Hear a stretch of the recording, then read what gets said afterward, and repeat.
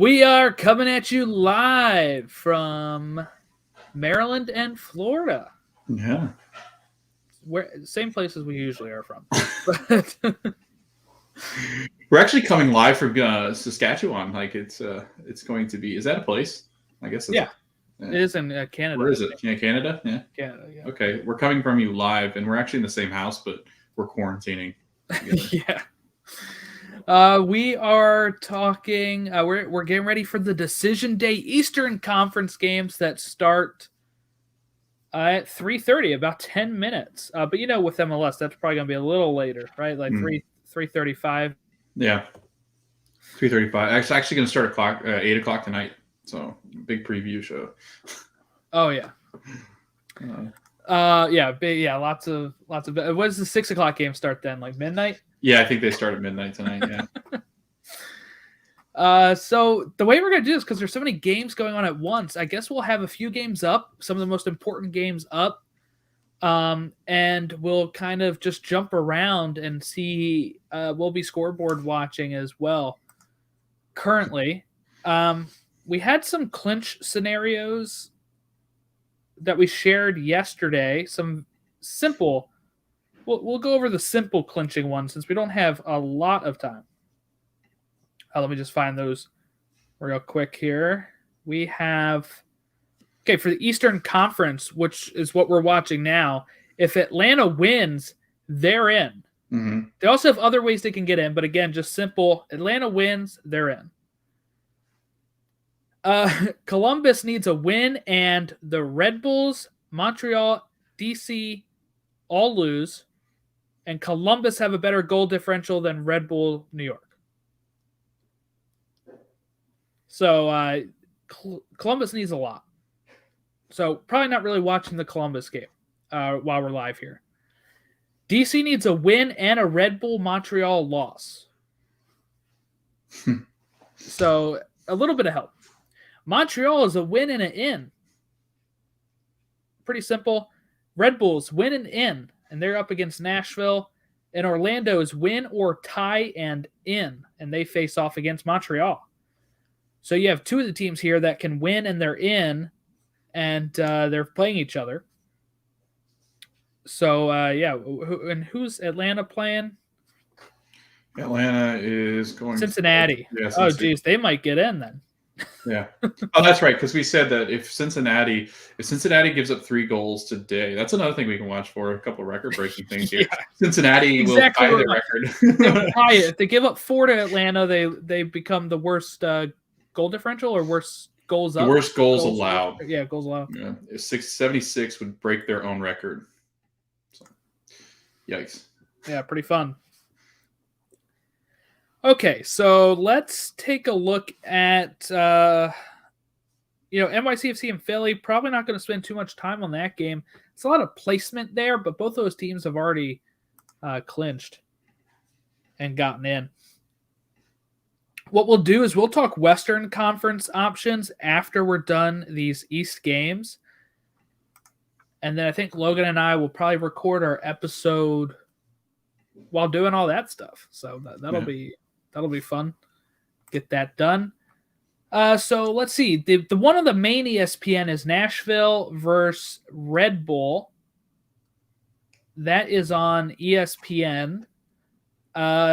Then you have Cincy, Atlanta. All the other games are on ESPN Plus or their local television stations. So what games are you pulling up? How many screens you got? I have a total of, I'll have 3 games going, whichever ones I need to look on. I can have 2 up if that's easier. And then if you had 2 up, I don't know, however you want to do it. Right now I've got Nashville, obviously, and New York Red Bull pulled up, and I've got the NYCFC game and Philly on the computer, and then I'll have Orlando and Montreal on the iPad.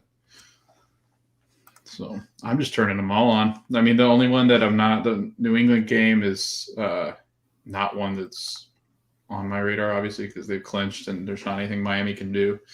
So they already broke the record points, right? So there's nothing else for us to even really look at them. I can't even pull up any game right now. It's just, they don't even turn them on until 3:30. Yeah. Frustrating. I always thought it was weird that they don't have more of like, because I know they all do pre-games. So like, why doesn't ESPN? Is ESPN not in their the rights that they have to the different teams? Are they just not allowed to have their talent on from I the don't know. pre-games? I think it's weird. Okay, so while we're waiting here, then we got 5 minutes. Let's talk about this conference realignment. Got Nashville was originally in the West in 2020, but before they moved over to the East, during the MLS is back, I think. Yeah. They're now moving back to the West because we're having Charlotte FC enter into the league, and they'll be in the East. We got the Revolution's rebrand officially announced. What I like about this, though, with the Revs, let me put it on the screen, too, here. What I liked about the Revs rebrand here, right, is that they are waiting until next year to use it. We've already had Columbus use their new badge, like not on jerseys, but on all of their graphics. Right. Same thing with Chicago just changed to this, and Chicago is now like that's on all the scoreboards and stuff. I like that the Revs are like, wait, we're going to this new one, but it's shifting in December after MLS Cup. I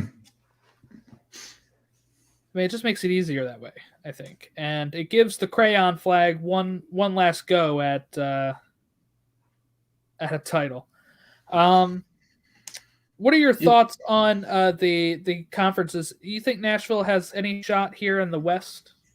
I think it gets harder for them going west. I know there was an interesting point made too, because and usually Tennessee teams have always kind of found their ways into the Western conferences whenever they played in sports usually. And there was a really interesting point that I thought somebody made that it was one of the fans of Nashville where they said that there were no games within driving distance, and actually like the amount of ground that Nashville will have to cover going to the different. I think they said in essence, I think Sporting Kansas City is the closest one to Nashville, which is interesting because I guess I never really thought about that. Tennessee's a long state.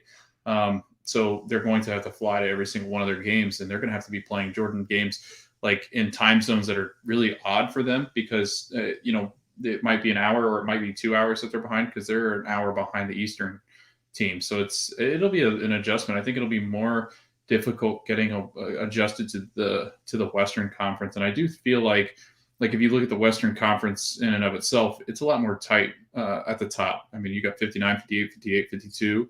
And those teams score well too. So, I mean, the guys at the top. So it'll put them amongst those ranks to try to compete with some of those teams. But there's a lot of goals coming out of the Western Conference where a lot of the Eastern Conferences struggle to score. So I think that's fascinating too. See how good their defense really is and how it stacks up. Hello, Kat. She's going to make a couple appearances today. She's ready for decision day. Yeah, what I posted on I posted on Twitter, I said that I do think that I think Nashville will do okay there. I don't think they're probably getting. I think they can still make the playoffs. What did I say exactly? I said they can do well in the West, but it'll be much tougher and a more complicated road to reach the top 4 home playoff spots. Right. I think when you look at kind of right now, 3 teams can win the West going into today. That's going to be tougher for them, I think. Mm-hmm. All right, let's talk some regular season next year. With that, it's going to kick off February 26th. And it's going to run through October 9th for Decision Day. MLS Cup is set for November 5th, with the World Cup in Qatar starting November 21st. So we're going to have an earlier. We would already it would be this weekend that MLS Cup is next year. It's kind of exciting. Yeah, I don't know. I know there was some complaints about obviously the fixtures being all jumped together, but it's going to be the same in pretty much all sports. It will be interesting too to see because MLS because the United States has a lot more MLS players. I think how the seasons align next year. I want to say that because of the way they align, our players will have already completed a whole season, and be on the end of their season going into the World Cup, where the mid season is going to be for the Premier League and the rest of the European leagues. So I think that'll be something. While we don't rely heavily on a lot of the MLS guys, it's still interesting to note that we'll have at least 3 or 4 guys. Matt Turner is one that'll be starting for the U.S. or getting a load of minutes after coming off a really long season already. So that'll be interesting if we make it. Yeah, if right. So, how many teams? Do you know how many teams are vying for playoff spots today? How many teams? Yeah. 5. How many teams are not knocked out right now? It is. I mean, for the Eastern Conference, 5, and then for the Western, there's probably like 9 or 10. It's 11 total teams 11 are total. alive for 6 spots in Decision Day. Last year, it was 5 teams alive for 2 spots. 2019 was 4 teams alive for 2 spots. 2018 was 4 teams alive for 2 spots. 2017, it was 3 teams alive for 1 spot. 2016, 6 teams for 4, and 2015, 6 teams for 4. So today is the most, 11 teams vying for 6 spots. That's incredible. I think it's everything what the league wants, though. When you're talking about Decision Day, like this is why it's not normal. I mean, this isn't normal in other leagues. You got maybe 2 or 3 teams chasing each other in other leagues, or some like jockeying for position for Champions League or relegation. But it's nothing like the MLS in their pursuit in the end of the season, just because the playoffs make it so interesting. We have Cincinnati and Atlanta taking the field. They're doing their they're standing for the I guess anthems and stuff now. That's what I see going on there. I still don't see that the Nashville game is available to watch yet. Oh, here it is. Finally is showing up here. Yeah, because it's on ESPN3, which I think is a televised. It's ESPN. It's on regular ESPN. Yeah. So. But ESPN3 is like where you can watch it on the web as well or something. I'll have to switch over to other resources to get to that game because I don't have access to it. I might be able to get the DC game on the. Why does it say it hasn't started? It says live right here. DC. I'm probably going to turn on the DC game on my TV here in a second. I got to get the Orlando game cranked up too on the pad because I get the season ticket holder. Yeah. Lion Nation, baby. My guys. I'm nervous, Jordan. My first season and my team is on the outside looking in. They're on the inside, aren't they? Well, they're for now. Sorry, the inside looking out, I guess, would be a better way to kind of put that, maybe.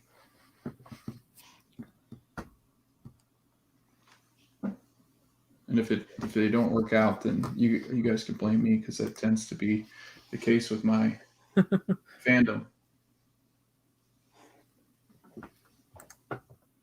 Here again was our Eastern Conference predictions as we started out the season. I don't think any of these teams are going to be in any of these spots. Maybe the Union can get third, right? Like that's probably the most you can get right, I think. Yeah. I could technically get Orlando right if things went if bounced the correct way, I believe.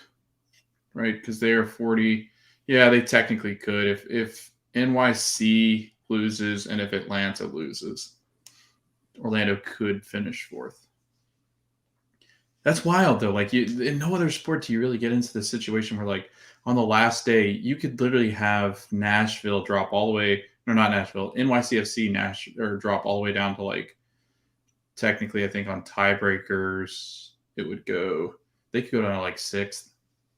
Yeah. Montreal could go all the way up into, like, 5th. That's wild. Because Montreal, if they beat Orlando, they would knock Orlando down. And then NYC or Atlanta could lose, and they would have more points. They'd have 49 instead of Atlanta's 48. Yeah, that's wild. Boy, oh boy.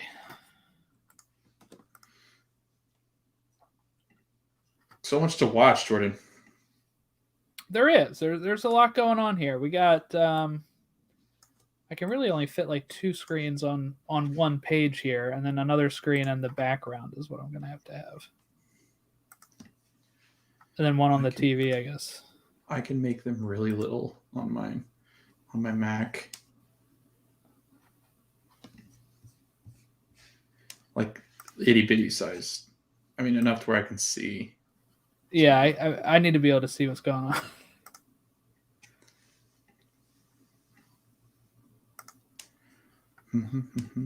I mean, well, there are 11 teams vying for spots. A lot of them are just mathematical stuff going on. Yeah. I mean, right? I mean, like, there's going to be some, there's not a good shot for some of these teams. So, yeah, if you're in those 44 ranges down at the bottom, those are, I mean, if you're talking, like you said, Columbus is not in a good spot. A lot of injuries this season, which was a bummer because I thought, we all thought that. We all thought that they were going to vie for number 1 position in the Eastern Conference, and they're probably not making the playoffs. for who? Montreal? No. Or Columbus, sorry. Yeah. Yeah, Columbus. I just showed it on our screen. We had them at first place. They're like 30. They're 29 points behind Revs in first. That's how bad they were, and how good the Revs have been. I guess let's say it that way too. It's not all just how bad Columbus has been.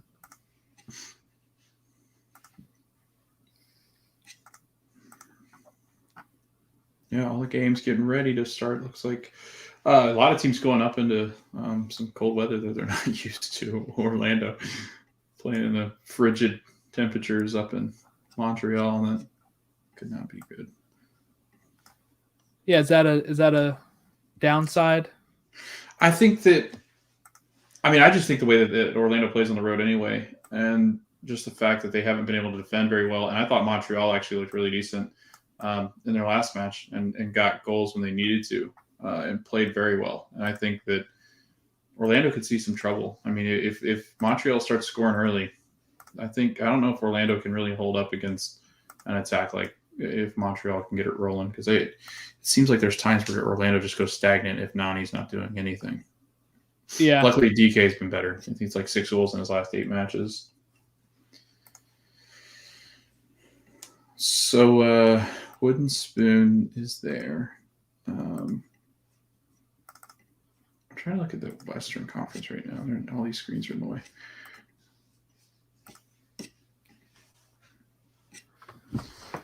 So far, no kickoff yet, right? I mean, it keeps saying Nothing, coming up at 3:30. Yeah, there's nothing. It's commercials. It's a lot of pregame stuff. I think they've shown Tati a ton, Castellanos a ton. They're showing the New England game like it matters. There's nothing in that game that, besides getting out of there healthy. I think they're just going through each of the games. Yeah, they've been a few of them so far.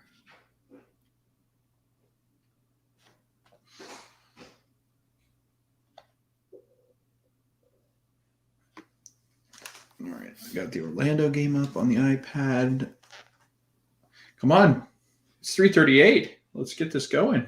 I know. What is happening? What is going on? We should be used to this, right? We should be used to this. But let me check the official app and see what time it says it's going to start. Nani looks cold.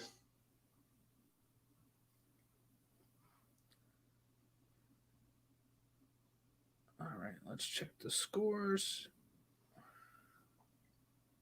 It doesn't say. It just says 3:30. Like it's supposed to say kickoff. Oh, there's Orlando. It says 7:06 minutes left until kickoff. So 3:45. Another 7 minutes? Yeah. Another 3:45. I have Orlando and Montreal taking the field right now, and then they just cut the commercial, though. Yep, same. All right, so Atlanta starting 11. They have, Joseph up top, Barco, Araujo, Ibarra, Rossetto, Bello, Hernandez, Walks, Franco, and I missed who else was up there in the defense. Pretty standard from Atlanta. Brenner up top for Cincy with Vasquez, Medunjanin in the midfield with Kubo, Stanko, Acosta, Matarita, Valicilia, Blackett, Bailey. In the back with the goalkeeper, Vermeer. They need to upgrade there for sure. I was going to say their whole back line needed a retune. Yes. I think Brenner in his second year will be fine. I think if you look at just the way that he has played in recent times, and then also the way that he kind of went in and out to start the season and had enough goals to provide at least some offensive impact, 8 goals over the year. And Luciano Acosta had 7, so those two played pretty well. I mean, not like not like many thought, which is, Jordan, why we talked about that. We talked about early on in the season when we previewed it with Brian. If they can't figure it out, it's going to get ugly, and it got ugly because it wasn't a big boost that I think they thought it would be. How about Chicago? They told some of their players they weren't going to be picking up their options, and those players said they're not going to play today. Then, right? Kind of a stupid move, huh? To tell them beforehand. Yeah, I don't really get the tactic in behind it. I guess they were just like, you know what? I think they were okay with losing the players that they're going to lose, and they're basically saying that we can look at young talent and see what we can move into these spots. Then, if you don't want to play, I think that became part of the issue. But it shows you how much of a mess they are, which is not good going into next season because they've got not only got issues and a new manager that's going to be coming in and possibly new location to play coming up soon. Seems like a whole lot of distraction. So, kind of a mess. Really, the big market teams. I mean, if you think about it, Chicago, the 2 New York teams are a mess. Atlanta was a mess. Currently playing better. Miami's horrible. So it's, the LA teams are scuffling and trying to fight for their lives right now. Yeah. What is it about big markets though? Austin's a huge market. I know it's their first year, but they really were not good. Them I can excuse first year. Yeah, I guess. The New York teams, the Chicago teams. I mean, what do you do with them? Red Bull and NYCFC, I feel like have to be forced sales at some point. Yeah. We cannot just have them be little brother teams. I'm sick of it. Yeah. I'll say it for as long as it happens, I guess. I don't blame you though. It's frustrating. It's ridiculous. Imagine if you had the Knicks or the Yankees or the Mets playing in barely sold out medium places. They're not playing in their appropriate. Imagine the Knicks playing on Yankees field, they converted into a freaking basketball stadium. Right. And they're like, oh, we just can't afford a place. That would never happen. And NYCFC shouldn't have had that happen because that was back when MLS was saying, hey, we're going to make everybody have a stand ready to go. And they're like, wait, but New York team owned by Man City and the Yankees, that's money we can't turn down. That's pretty much what happened. I just hope that there's not more on the way. You know what I mean? Teams that could, potentially have partnerships with, because I know they've worked on having academies over here that, they would be specifically working with some of the American stuff, like American academies or American teams to try to be filter systems for their almost like youth academies. Cause you could play, you could ultimately have almost like an affiliation, kind of like what baseball does.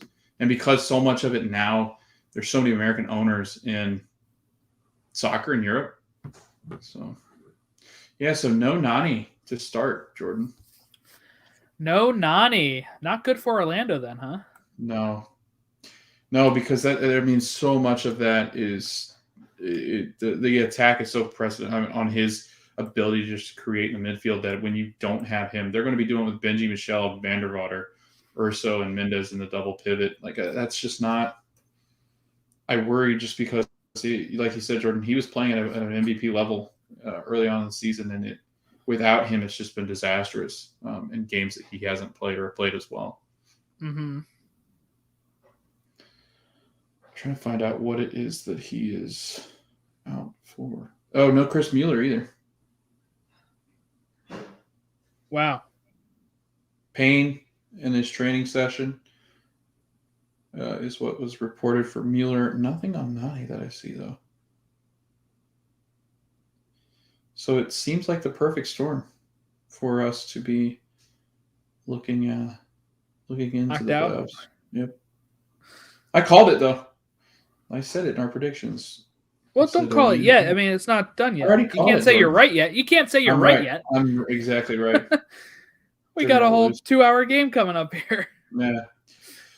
Anything crazy going on with Donovan Pines is not starting for DC United. He is on the bench, though. Oh, Aston Villa fired Dean Smith. Yeah, wrong show. Oh, yeah, that's right. Oh, New York City is underway, Jordan. And there goes Cincinnati underway with Atlanta. Gary Smith. Really? and Okay. Nashville I'm a his little chart. behind then on Cincinnati because mine Okay. just kicked off like 5 seconds after you said that. All right, let's figure out where you are. Who are you watching currently? I have, So that way I don't Cincinnati. ruin anything. It looks like what? Who is that? Vasquez? And it's out of play going towards Atlanta now. Okay, so you're behind on that one. I won't spoil you on that one. What seconds are you at? I'm at 27. I'm at 24. Okay. I'll be careful not to do anything. I'm at 16 for Montreal, who put the ball over the top.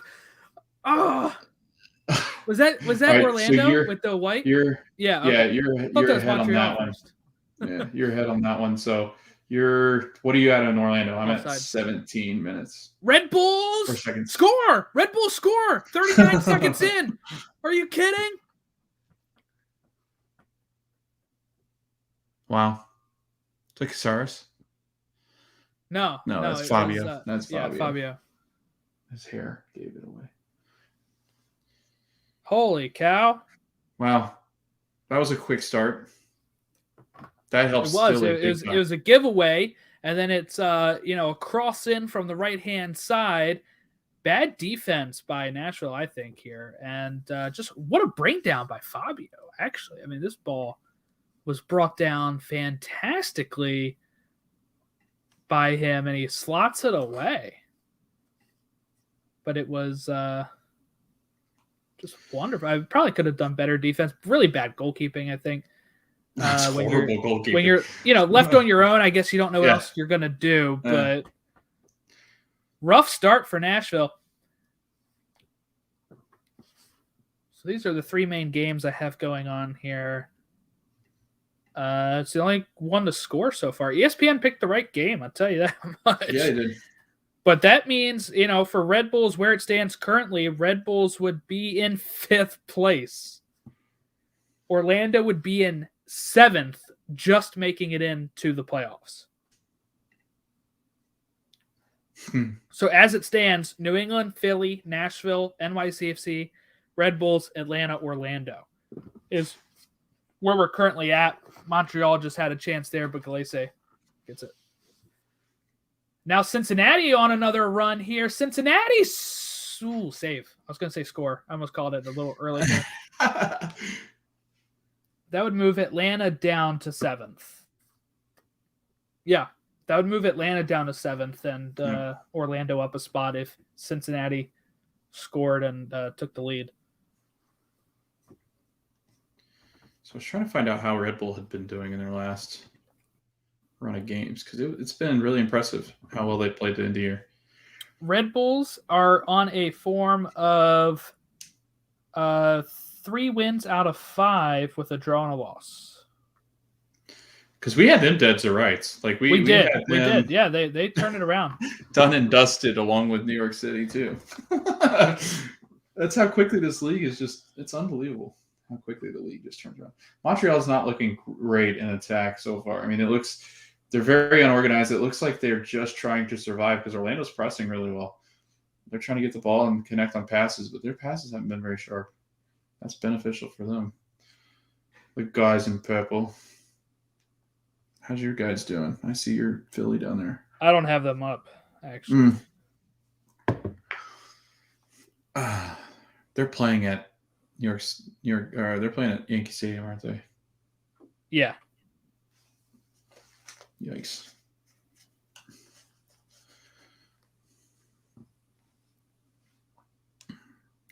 Cincinnati in the attack. Kubo. Oh, yikes. That was a chance there. Cincinnati still has it on their end. That's good defense.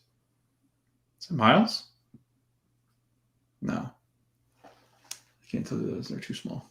There's Miles. Wow. Toronto just... No, that was DC, but whatever. Yes, nothing else is currently changed. Ooh, DC had a chance there. What was that? Is that Ola? Ooh, it hit the top. It hit the crossbar. Yeah, I'm pretty sure that was Ola. The way he's been putting in goals, I'm surprised he didn't hit that in.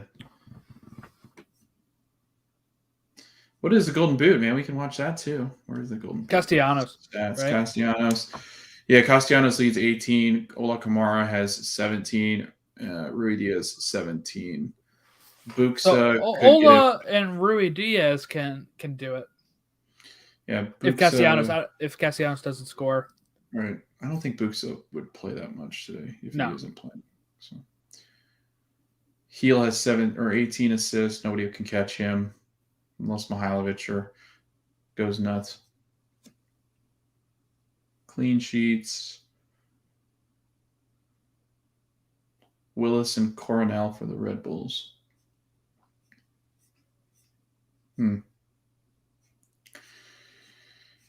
God, New England's just been so good in the attack. They beat every statistical category in the attack. And it's not even close. Goals 65. Kansas City has 58.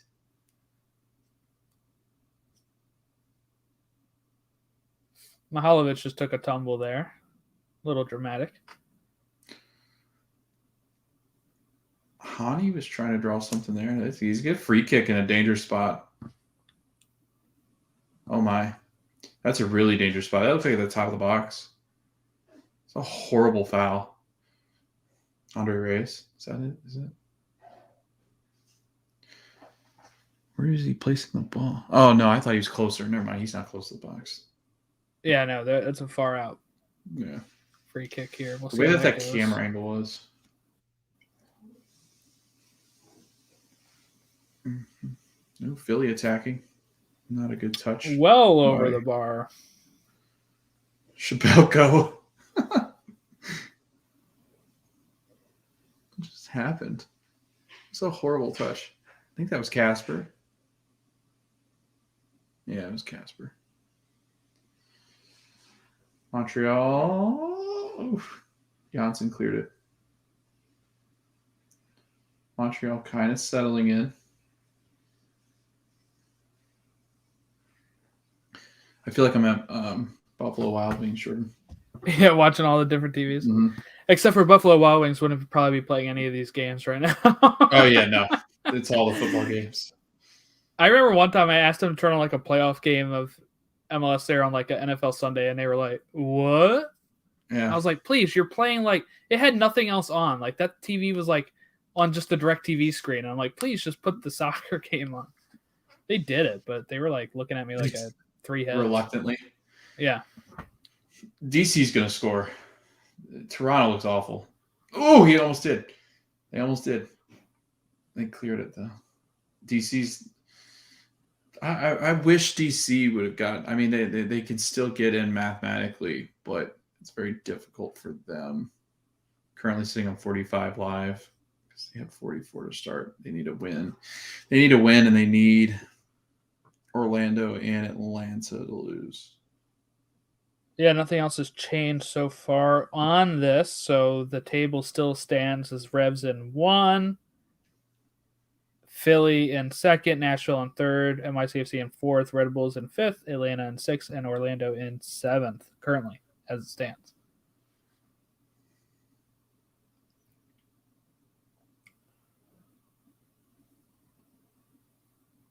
Montreal's tied. Columbus is tied with Chicago. So not much to report there.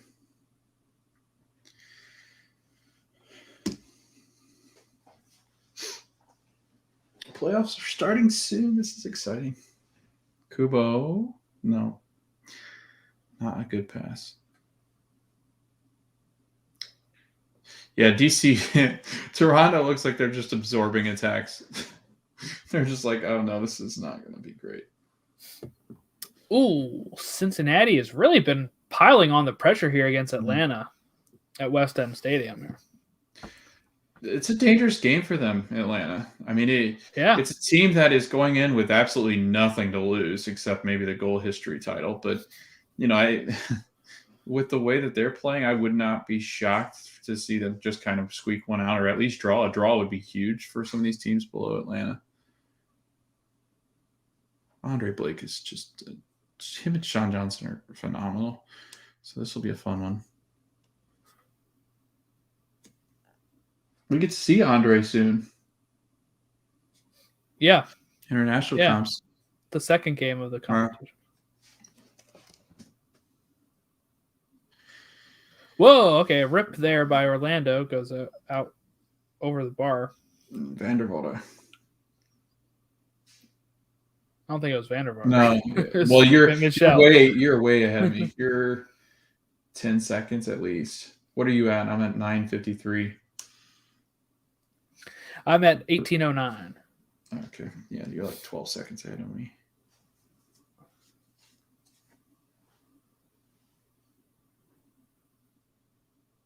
A little bit of dangerous playing behind out of the back there by Nashville, but they do get it out. Bellows down, holding his backside. I don't know if he fell, pulled something. Orlando, DK. Oh, ouch! God, did you see that? No. That looked painful. That's a dangerous spot. Orlando. A face plant. Yeah, Orlando's going to get the free kick right at the top of the box. Like right at the top. That's when you take down DK. Oh. Although it's easier to take down like that. You get somebody's foot. Bello looks like in some serious pain. I don't really know what's going on there. I don't know what he grabbed his almost like his butt. It's like back. Right. Back, very bottom back. Yeah. It doesn't look good. All right, so you got Pereira lining up for this free kick and Janssen. I would assume you let Pereira take it, not Janssen, right? Yeah, I would hope so. We say that and then Janssen nails it in or something. See, this is where they miss Nani. With Nani, this is as close as you could get to automatic from a free kick for him. It was an all right free kick if you haven't seen it yet. Well, who took it? Pereira? Yeah, Pereira. I was going to say. It was on target, I think. That was good, yeah. It's just... It was not enough on it. Yeah. He's placing it. It was almost like if this goes in, it goes in. If not, we'll get a corner on of it. I tell you what, Jordan, your boys look good defensively. Oh, really? Yeah, I mean, they're pretty usually tight defensively. Yeah. Castellanos doesn't have much room to operate at all. This could be that matchup there could be a playoff preview there. New York and Philly. I forget I think that's what it was if it ended today or something before, ended yesterday. Playoffs ended yesterday. There was a list out there of what it would look like if it ended yesterday. I'm telling you, man, Atlanta's playing on their back feet. I mean, just look. Yeah, I mean, it's been all Cincinnati in this game, surprisingly. I mean, what kind of pressure do you really have if you're a team that's got nothing to lose today? I almost feel like this is your playoffs, right? This is knocking a team out of playoff or contention. Okay, so here's the live standings, live playoff spot. They have it on MLS Twitter. Mm-hmm.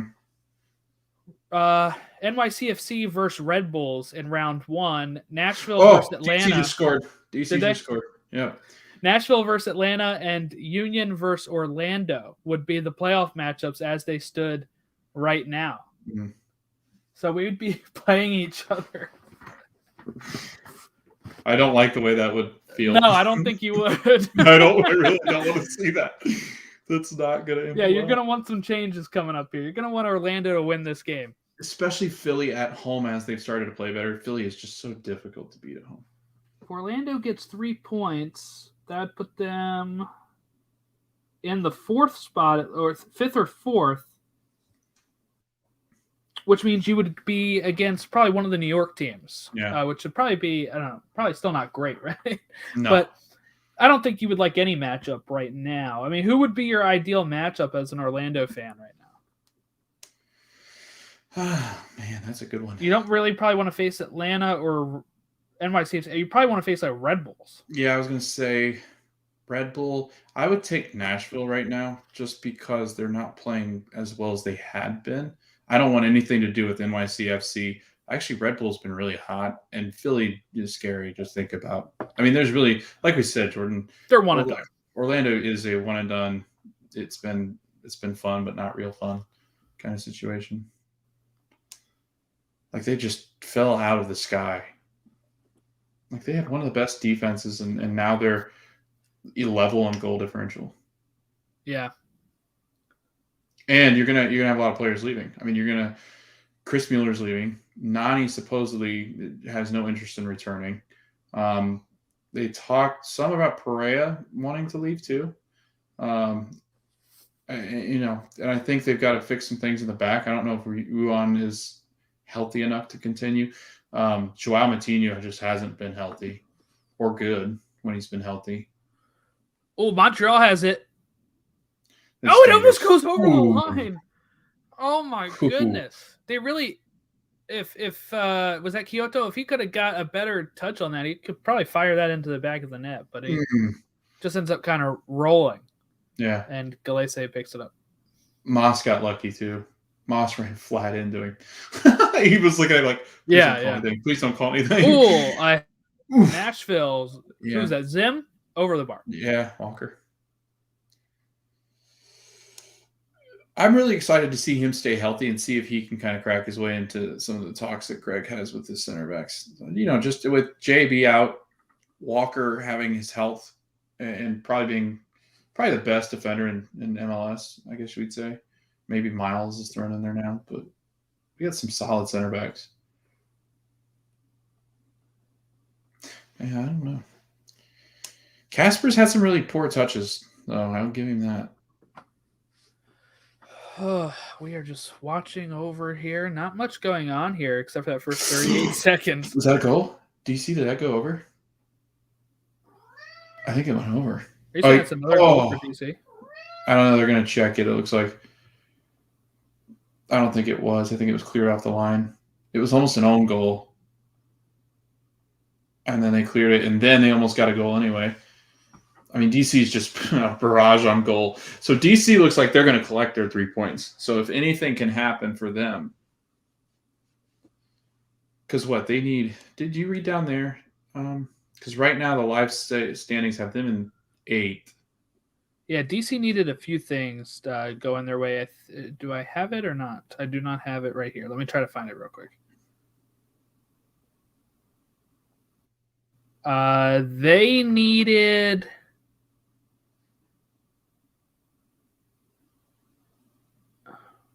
Okay. Out of it? They need a Red Bull loss and a Montreal loss. Okay. So they need Nashville to turn it on, and then they need Orlando to turn it on, and they'll be in pretty good shape. I just don't see Red Bull losing right now. No. Well, no, not right now.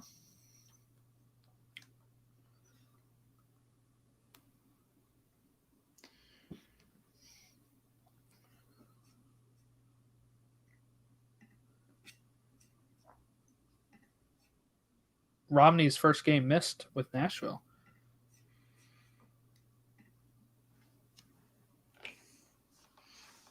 So, Atlanta can actually get into a top 4 spot if NYCFC loses and Orlando or tie. Toronto just leveled it. Did they really? Mm-hmm. I'm about to turn that game on whenever this Ravens game ends, but they're about to go overtime, I think. Dang it. Cincinnati's coach is pointing. I think they're looking for a new manager. So 4th seed is the only one that's left out of the top 4 because we do have. Well, I mean, anybody can get in the top 4, but there's one top 4 seed left because we have Revs, Nashville, and Philly with locked up top 4.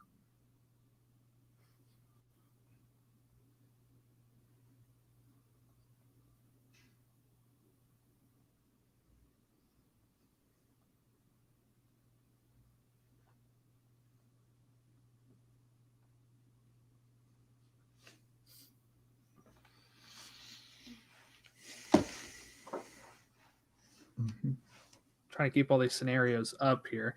Orlando can get into a top 4 with a win and a New York City loss and an Atlanta loss. So you're rooting for the Union and Cincy. And you could go from 7th to 4th. That's nuts. Yeah, you could go from on the cusp of the playoffs to a really good home field advantage. At least for that first round. Yeah, maybe a home playoff game, less of a one and done chance. But yeah. If they have to go on the road, I'm not feeling super hot about Orlando. Since he scored. Oh, goal, Cincinnati! Wow. Bailey. Red Bull can even get Clinton top 4. That's nuts. Flock's down. Grab his ankle. Very animated. So Richie Larea is the one that equalized for Toronto. So let's check the live standings. Right now that puts New England first, Philly second, Nashville third, NYCFC fourth, Red Bulls fifth, Orlando sixth, and Atlanta in seventh. That's where we currently sit as of right now. I'm like overstimulated by all these games. I know. I'm like, which one am I watching? I feel like I'm like I got my head on a swivel. I have Cincy here on my screen. Yeah. I have Orlando. I have Nashville here. Somebody liked us. Thanks for liking us. Then on the TV, I have the Ravens game until that game ends, and I can put on the DC or Philly or somebody on the TV. Are people still play football? I didn't know that. Yeah. My team doesn't. Yeah. This other team, my other football team, might not be playing after today as well. I don't know. Scenarios look good so far, though. This could be a red card, Jordan, coming for NYCFC, which would be absolutely disastrous for NYCFC. I wish I could have a game on my phone, but right now I'm using that to track all the live standings. So that's a really bad tackle. I think he's going to get shown red. That'd be a blow for NYCFC. Yep, he went red. He went red, Jordan. Really? Okay. Yeah, down to 10 men. We got a red card. Wow. In New York at Yankee Stadium. Aaron Judge leaving the field. Yeah, I thought that was weird that he was out there. No, it's going to be Zilium. Oh, okay. Mausoleum. Get it? Because their chances are dead now. Mm-hmm. That puts DC 9th with that draw now, so they need to climb 2 spots against. They need to climb 2 spots against Toronto, to get into a playoff spot. Yeah. Yeah, that's an awful tackle. Late, he gives the ball up, and then trying to correct his mistake goes in absolutely late and just cleats. Like, there's no question. Oh, Zalalem. Gideon Zalalem. Yeah, thank you. Yeah, he's gone. Did they go VAR on that? Yeah, they did. Okay, because I saw somebody comment, how is that not red? And then I'm like, but they did get a red. Okay, VAR fixed it. Atlanta lining up. Free kick.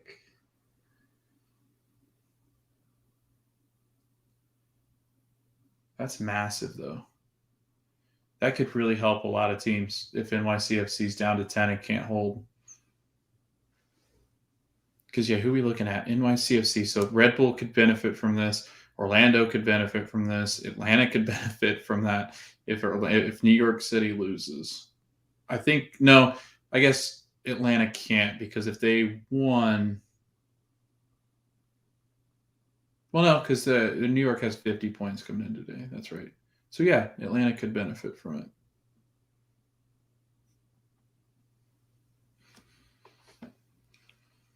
It's getting crazy, Jordan, on match day Trying to keep 34. everything. I'm trying to tweet like the videos of the trying to like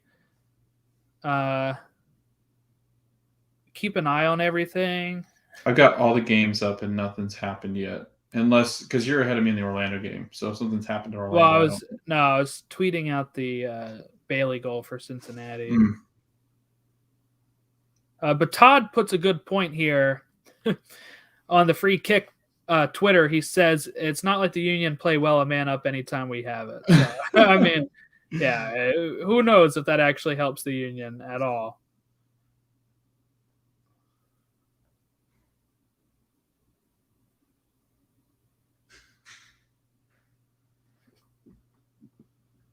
Atlanta clear. And of course, the Ravens go overtime, so I can't turn it off yet.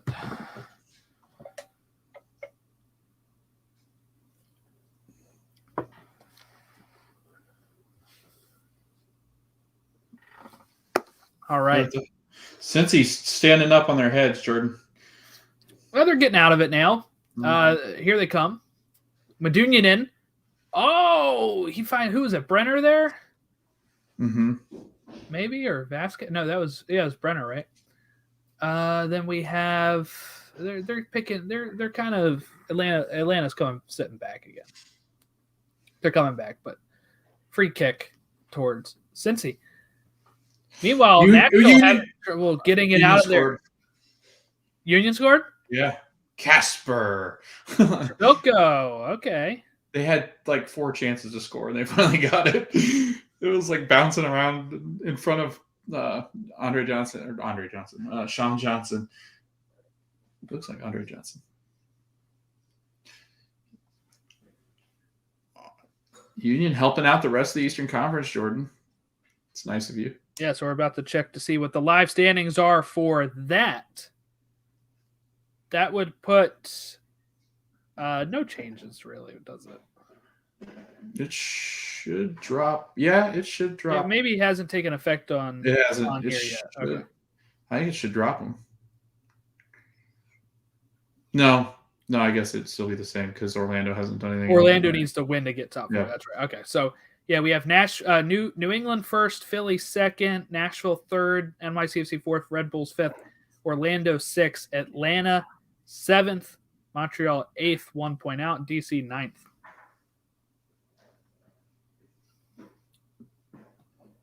Goal kick pointed here for Atlanta.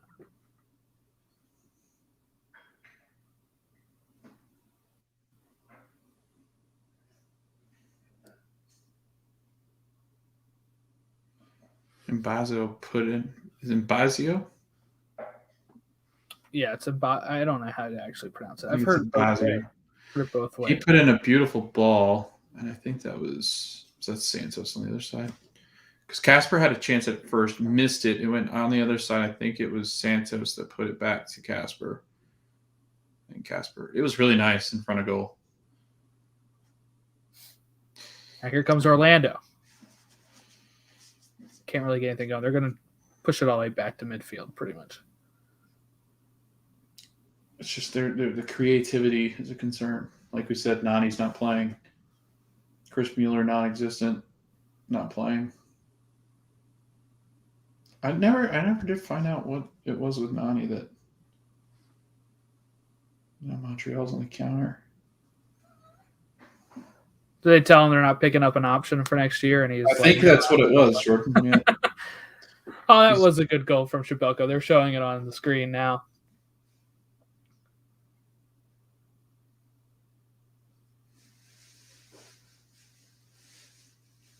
So you have every game up? You can see every game on your screen? Yeah. The only games I don't have on is Columbus and Revs.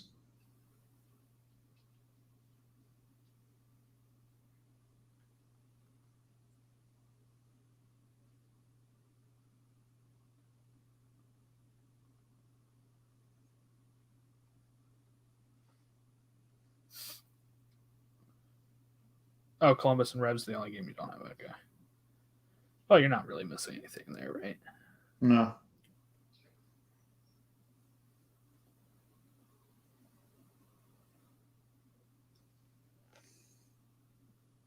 Yeah, otherwise, Columbus, Chicago's 0-0, Revs, Inter, Miami 0-0. Every other game has had a score except for Montreal, Orlando that matters. Mm-hmm. And right now, on a break, but Red Bulls clean it up. Right now, it looks like neither team have any interest in scoring. I don't think either of them have any kind of expected goals. I'll tell you what, Jordan, it sounds like the Nani decision was just solely based on tactics. Well, that's stupid then. I don't see any like injury report or he's on the bench and he was walking to the bench. So I don't know. Atlanta just about scored. Penalty for DC and they got it. 2-1 DC. Kamara.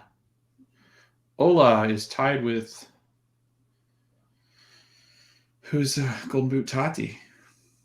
Mr. Castellanos. 18-18 for the Golden Boot.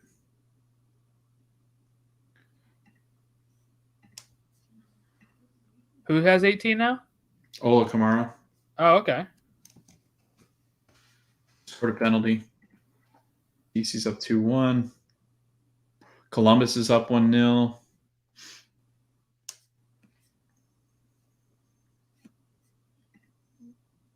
And that was a Lucas Zelarayan goal. So Columbus is up into 9th. Montreal down to 10th.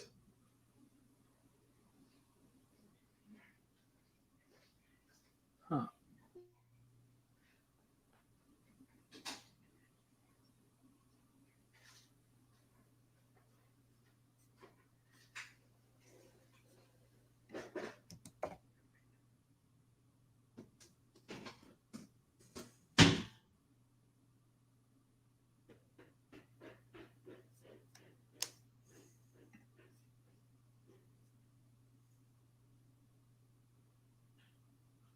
God, that was a nice goal by Zelarayan. Navigating through traffic. Just slots it in. Looks like how you would do it, Jordan. Oh, yeah, definitely. That's how I do it all the time. That was dangerous. The Mihailovic. Yeah, his shot there. His jump. Yeah. Can you hear the vacuum? Yeah. Is it loud? I mean, it's not super loud, yeah.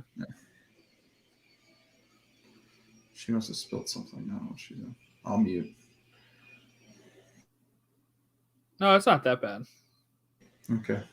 Just didn't want it to be horrible.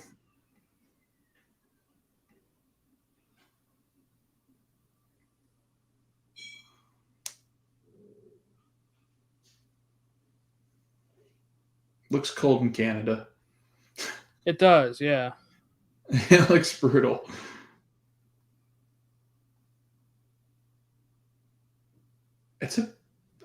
You know what? I wonder if they were lifted restrictions up there. That stadium's way more crowded than it was the other night.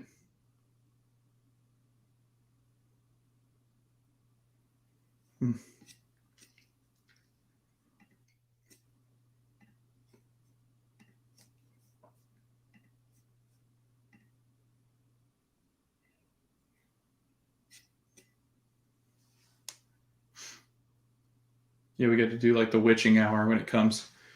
Yeah. Witching hour. Ooh, Red Bull. Oh. Almost got another one.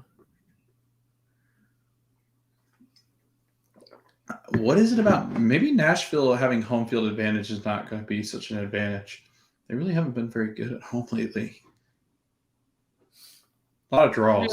Yeah, it's interesting. It'll be interesting to see when they move to that other stadium because they fill it up pretty well for a football stadium. They even Yeah. kicked they must have kicked the Titans out today. They must not be playing. Yeah, kick the Titans out. Like, Yeah. no, you're not worth it today. Right. It's our home field. Orlando just looks not impressive at all in the attack. Yeah, they haven't really been able to get anything going. No. It's a one goal or die kind of club, it feels like right now. Benji made a nice move, just couldn't get anything to finish. I mean, I guess having Nani as a sub, it's like having a super sub. Yeah, I DC guess that's what they're again? hoping for. I don't know. It'd be interesting to see what maybe he's sick or maybe he just doesn't like the cold weather.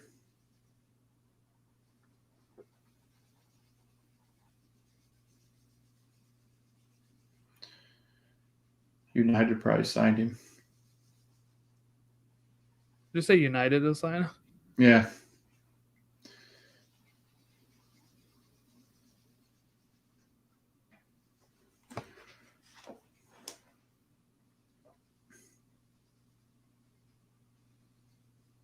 Orlando threaten. That's just a horrible pass. That's just not good.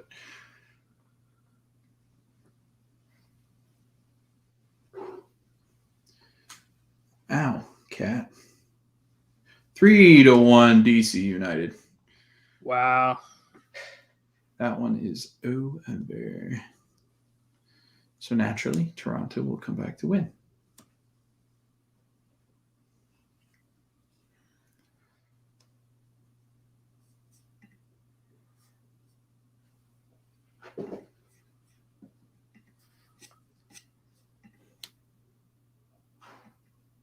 Foul at the edge of the box. Yeah.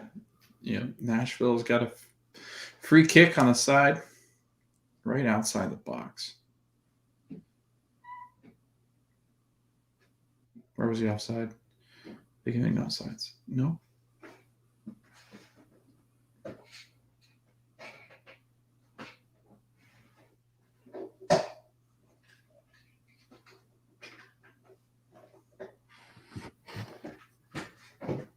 Ow.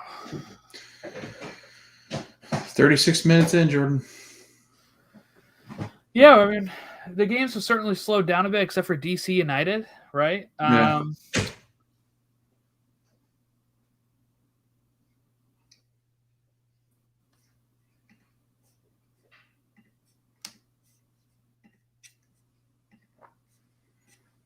Free kick, Orlando.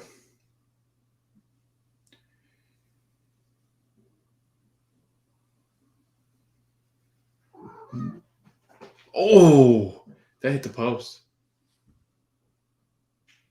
Is that Janssen? It was Janssen. Jordan, we were making fun of Janssen. he about buries this. Wow. It just hits the post. There's no way the keeper gets to that. If that's inside that corner. Nashville have tied it up. Hani Mukhtar, it looks like. Hani. Yeah, maybe an own goal. Oh here, my actually. gosh. If that's not an own goal, I think it was. It kind of looked like it skimmed off the guy's head, off Fabio's head. Yeah. Fabio's got 2 goals, just one for the wrong club. Yeah, he's just scoring. He just likes to score so much that he's. Yeah. What does that do to the standings then? Let me take a look here. Oh, I'm already sore sitting here so long. Okay. We have Rebs in first, Philly in second, Nashville in third, NYCFC in fourth, Orlando to fifth, Red Bull is in sixth, Atlanta in seventh. So it moves Orlando up a few spots. It's nice from them. DC still chasing their tails. You said they needed New York to lose? Who does? DC. Yes. Red Bull or NYCFC? I think NYCFC. So they're doing that part. And then who else would have been? They needed Montreal to lose too, I think. Ooh, Montreal just scored, but I think it's offside.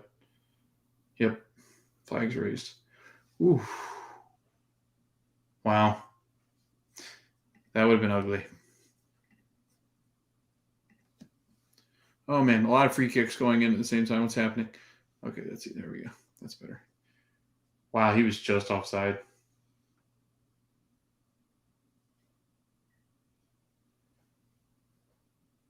Checking it. The offside.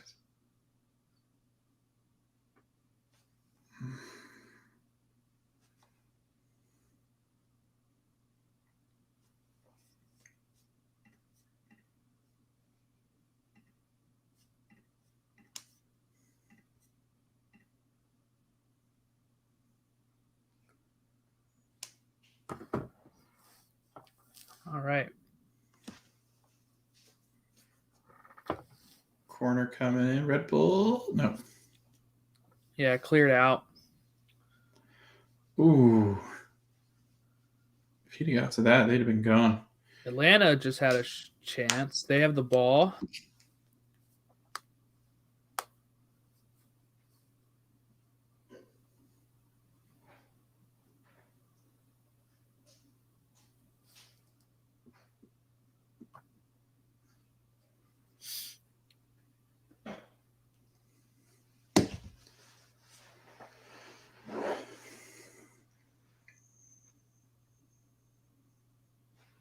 Toronto's just a mess. I don't even think they know what they're doing. Their defense is just all over the place. I don't know what They really formation that was. They really need a reboot there. I don't even know what happened to Josie. Does he still play? Yeah, he scored the other day Yeah. against the Union a week ago, 2 weeks ago, whatever it was. But he hasn't been as good.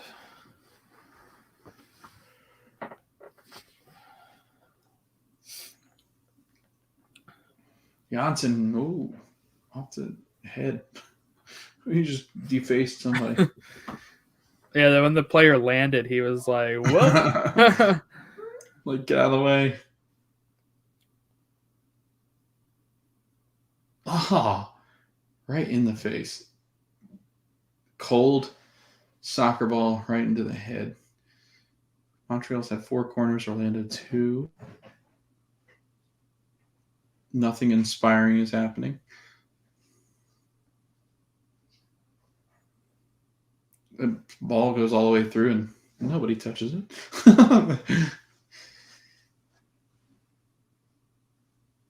Oh, man. So Orlando's in 5th. So far, if things stand this way.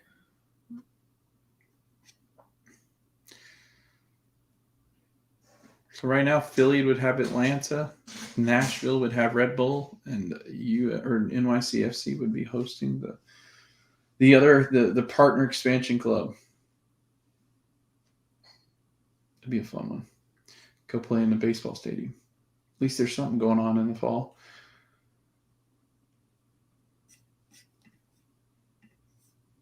Philly attacking again. Oh, blocked. Philly get 2 there. I don't think there's any way NYCFC draws this match. Probably not. They just look, I mean, they've looked not great anyway, but Philly's just dominated.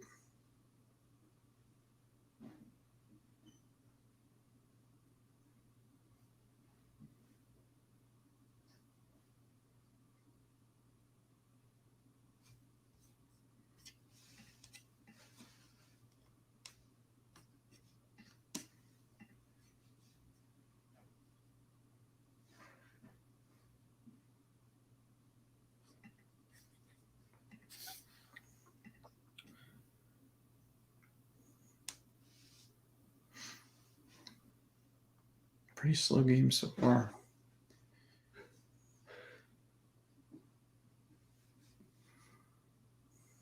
I don't think anybody saw Cincinnati winning against Atlanta. No.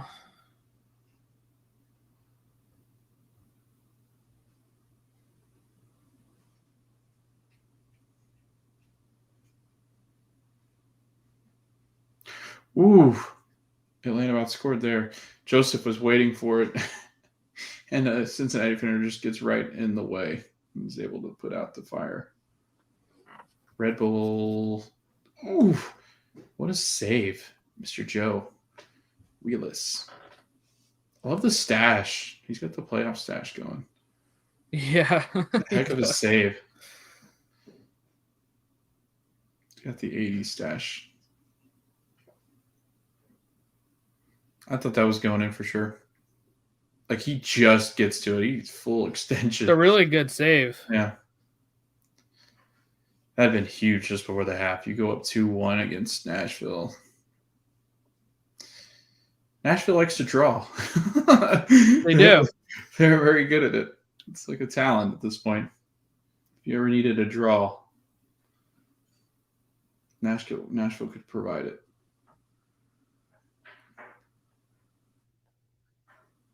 Yeah, Orlando's got to make changes. They've got to bring on Nani at half. There's just no creativity. I think there's times where DK just looks and goes, "What?" Like Vanderwater just put one over his head and he didn't even move. They were so exciting to watch at the beginning of the year. They were, yeah. I don't know what happened.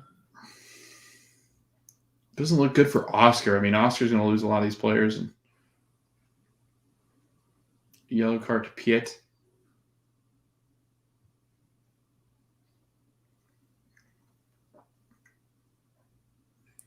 All these games about going into. We got 2 stoppage added, or 2 minutes added for the Red Bulls, 3 added for NYCFC and Philly, 2 added for Atlanta and Cincy, 1 added in Orlando and Montreal.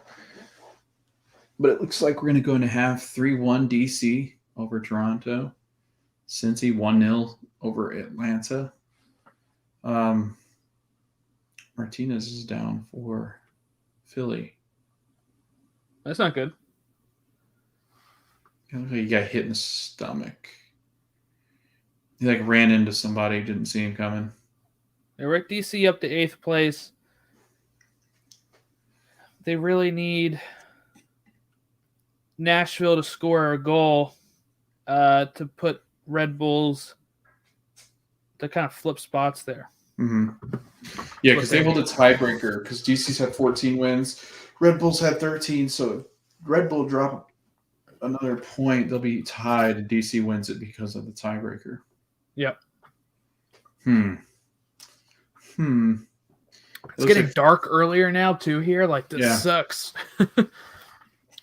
Well, in Montreal, it looks dark already, doesn't it? It's dark. Kids in Orlando. Yep, halftime, Orlando, Montreal. Halftime for the Red Bull, Nashville. Halftime for DC and Toronto. Atlanta, Philly still playing. Philly and NYCFC playing. Blake comes out, gets rid of it. And the 3-hour watching is now at half.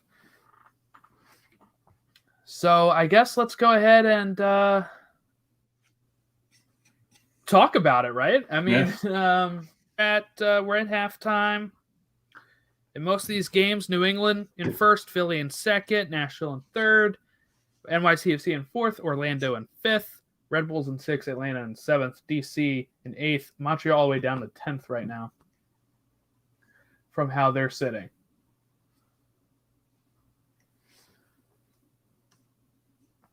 All right. Columbus is in ninth.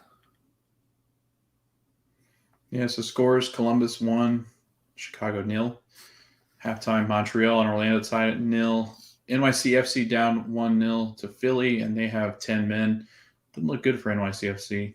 Cincinnati 1-0 over Atlanta. DC United 3-1 Toronto goal, and then Nashville versus Red Bull 1-1 tied at halftime. New England, Inter Miami, no score. But no implications there. Yeah. The best team in the East plays the other best team in the East, and there's just no implications really to talk about. A lot of Philly players laying down, man. This is a chippy game. Now Flock's down again. I guess I'm going to turn the.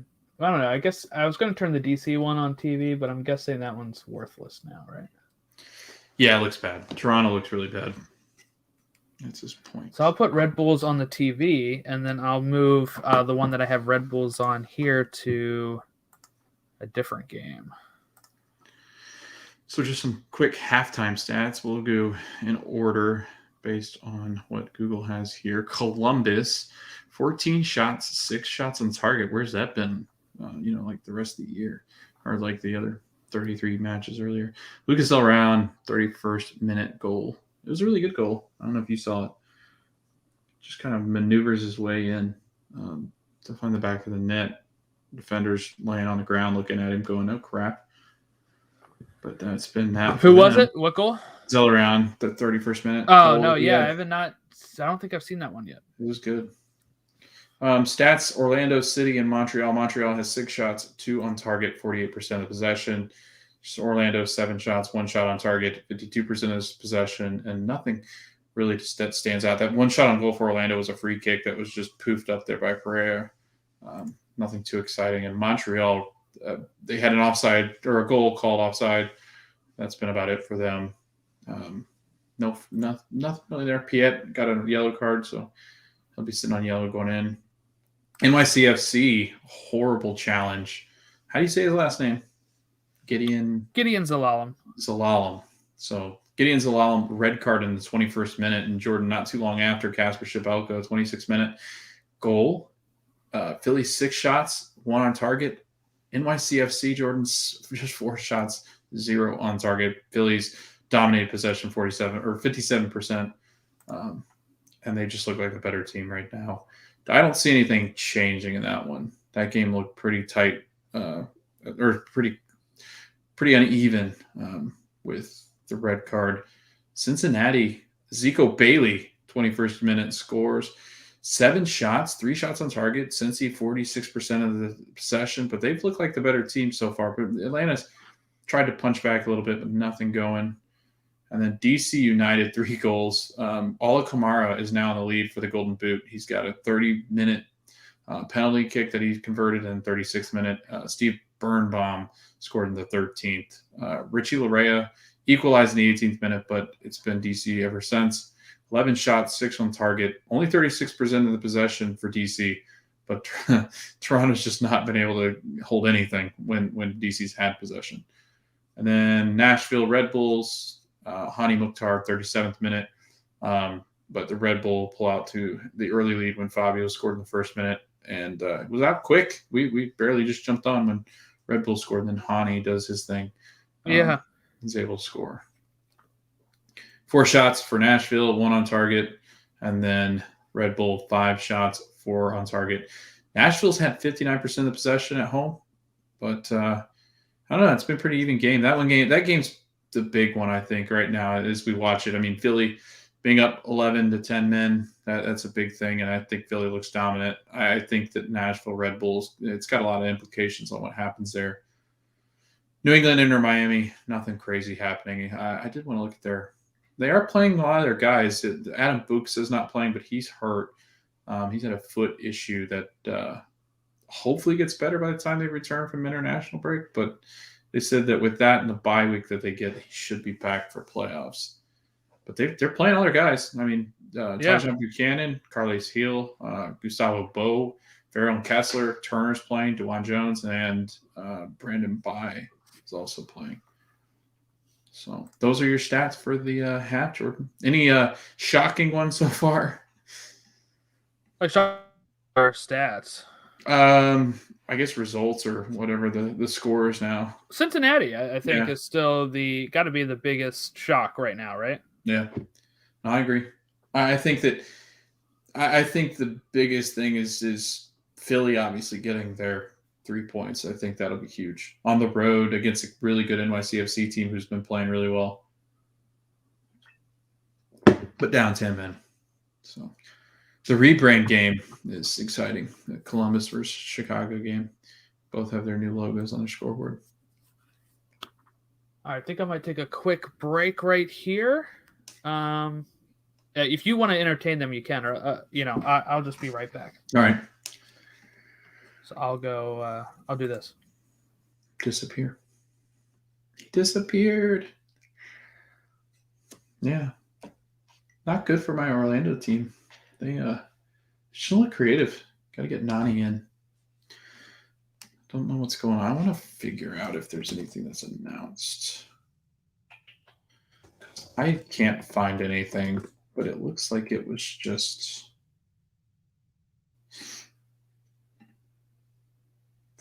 tactics. Didn't look like anything that was too off.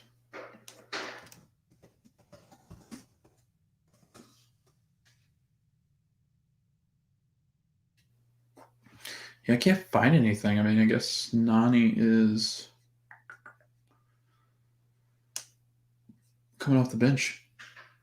I guess I will say that there's nobody better off than coming off the bench than Nani, but the way that he's played this year, let's look up his stats. Nani, 28 matches, 10 goals this season. Interesting to see what Oscar says about the reasoning for Nani not being. He had to play 7 assists, 10 goals. He's playing really well. I mean, I know he's starting to wind down. I know that his contract's coming up to an end. Chris Mueller's out hurt too, but I don't even think he made the 11 or the 18. Definitely didn't make the 11. But definitely an interesting first 45. I don't know. I don't know where this is going to end up, but it's pretty exciting. First decision day. 74 points for New England, 56 for Philly, Nashville 54. This is currently the live standings. NYCFC 50 points, Orlando 49 points, Red Bull 48 points, Atlanta 48 points, DC United 47. Yeah. If Red Bull don't get that, they've got 47 points, and DC United would hold the tiebreaker because they have more wins this season than the Red Bull do. So DC could sneak in if Red Bull are not successful. So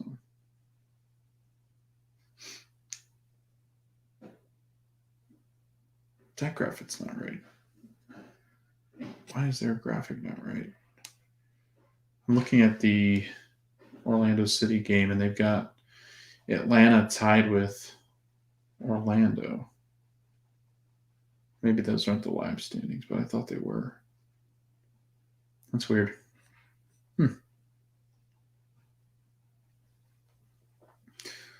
Because Atlanta's down. They had 48 coming in, yeah. No, that's weird. Must have had the different graphic up. Must have been not the live standings. Ali Krieger. MLS Cup first round playoff dates, November 20th, 21st, and the 23rd. What days are those? 21st. Oh, yeah, these are all on my Thanksgiving break. I teach. So this is 21st or Saturday, Sunday. The 23rd is 8th, Tuesday.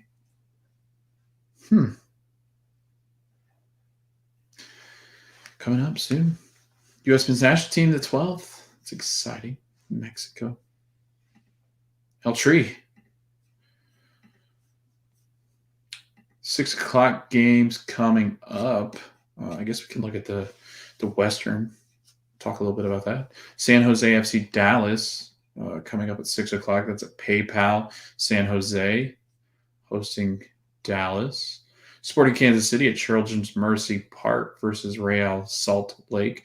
LA Galaxy hosting Minnesota. What the heck? Dignity Health. Hey, there's Jordan. I'm back. Yeah. I was just reading out the 6 o'clock games. Colorado hosting LAFC at Dick's Sporting Goods Park. Vancouver hosting the Seattle Sounders at BC Place. And then Portland hosting Austin FC at Providence. Yeah. Got some good stuff going up here. Yeah, so the Nani decision, Jordan, was based on tactics. It was confirmed. Just coming on as a sub.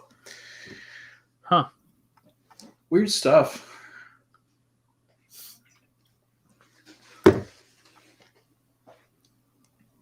No, I was doing that, and then 20th, 21st, and 23rd are the MLS playoffs, first round, and was talking a little bit of U.S. men's national team. Coming up Friday, El Tree at the TQL.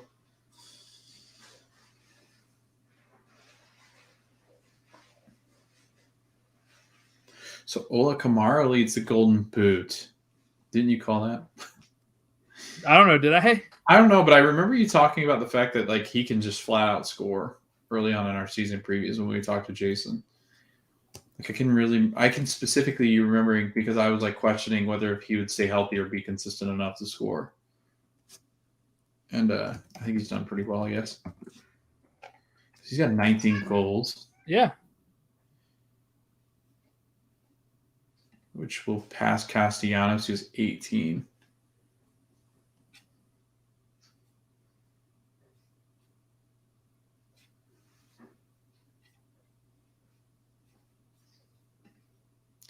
And then the Orlando TV broadcast is showing the wrong standings. Are they? Yeah, they had Atlanta ahead of Orlando. I was so confused. Yeah, that's wrong. Yeah. Decision Day live stream. That's us. We're live. Yeah. Not the MLS one. Ones that's sucking away all of our viewership. Yeah, probably. Because we're so famous, we would have definitely I was wondering where everybody went. They're like, wait, the official people are doing this? Hold on, let me get over there. Yeah, now they switched channels because they figured out, wait, are they? I don't need to be listening to you guys do this then. But in the West, we really only have two teams that are vying for playoff spots. LAFC and Salt Lake. Mm-hmm. With Minnesota, Vancouver, LA, 1 second drop out of the playoff spots. So not as much to watch for in the West except for who's going to win the Western Conference. Seattle, Kansas City, Colorado are all 1 second do it. And the games that are coming up for them, like you just mentioned, any of them play each other? We have Seattle versus Vancouver, Rapids versus LAFC. So no, they're going to play each other. So it'll be interesting. The ones that could get really interesting, just because Colorado, I think, and LAFC have stuff to play for. Because Colorado could technically grab the second spot. Montreal is supposed to be back from the break. I'm having trouble playing. Yeah, they're back. They're all back now. The only ones that's not back are the Union. The rest of them are getting ready to kick it into high gear. Last 45 minutes to go, Jordan. 45 down, 45 to go. Yeah, the John Strong. Let's rip that off of him. That's fine. 45 down, 45 to go. U.S. looking. Nobody's watching, so we don't have to worry about him hearing that. Yeah. Right. Although Twitter lies, because Twitter sometimes says there are people watching. Yeah, it's probably us when we look at it real quickly. Hey, we started out strong, okay, Jordan? There's like 4 listeners. 45 down, 45 to go. That's okay. We're just watching the game together at this point. Yeah, that's fun. Oh, Atlanta about scored. Yeah, right off the jump here. Last I now have man. I have NYCFC and Philly down here on the bottom now, and I have Nashville Red Bulls on my TV. How do you feel about our first Eastern Conference season together, Jordan? Regular season. I feel pretty good about it. We're in like second place. You should. It's you that doesn't feel as good about it. No.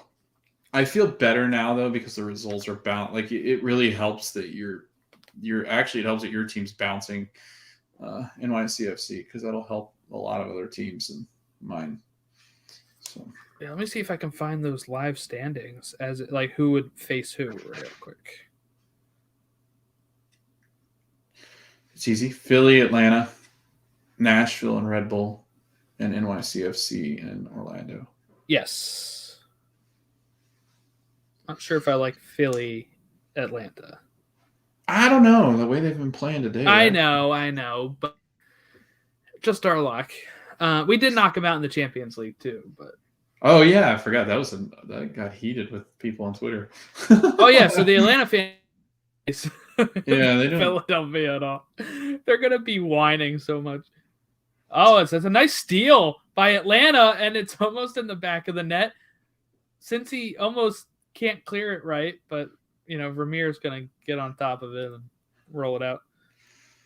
Yeah, so as you said, it is the winner of NYCFC Orlando will go ahead and face the Revs if everything stays the same. Then we have Nashville Red Bulls, and then Union Atlanta, with Union Atlanta winner going up against Nashville Red Bull winner. How do you feel about that? If you were to beat NYCFC, you'd have to face the Revs. Feeling?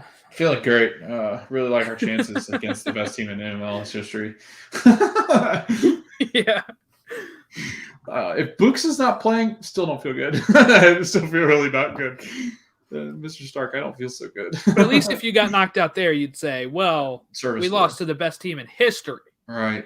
Right? Like not even in the East, just history MLS. We got knocked out. Yeah, I don't want anything to do with the Revs. I don't think it'll end very good. Atlanta, wrong team. Orlando in the attack. Oh, I don't know what just happened to that defender. That looked bad. He looks not good. He's grabbing something there. You think you could really tell something was wrong there. I don't want to guess at what happened. But I thought he grabbed the back of his heel. But now he's like clutching his chest. I don't know what's going on. I don't know. Yeah, it's strange that he'd be grabbing his chest. Fabio put.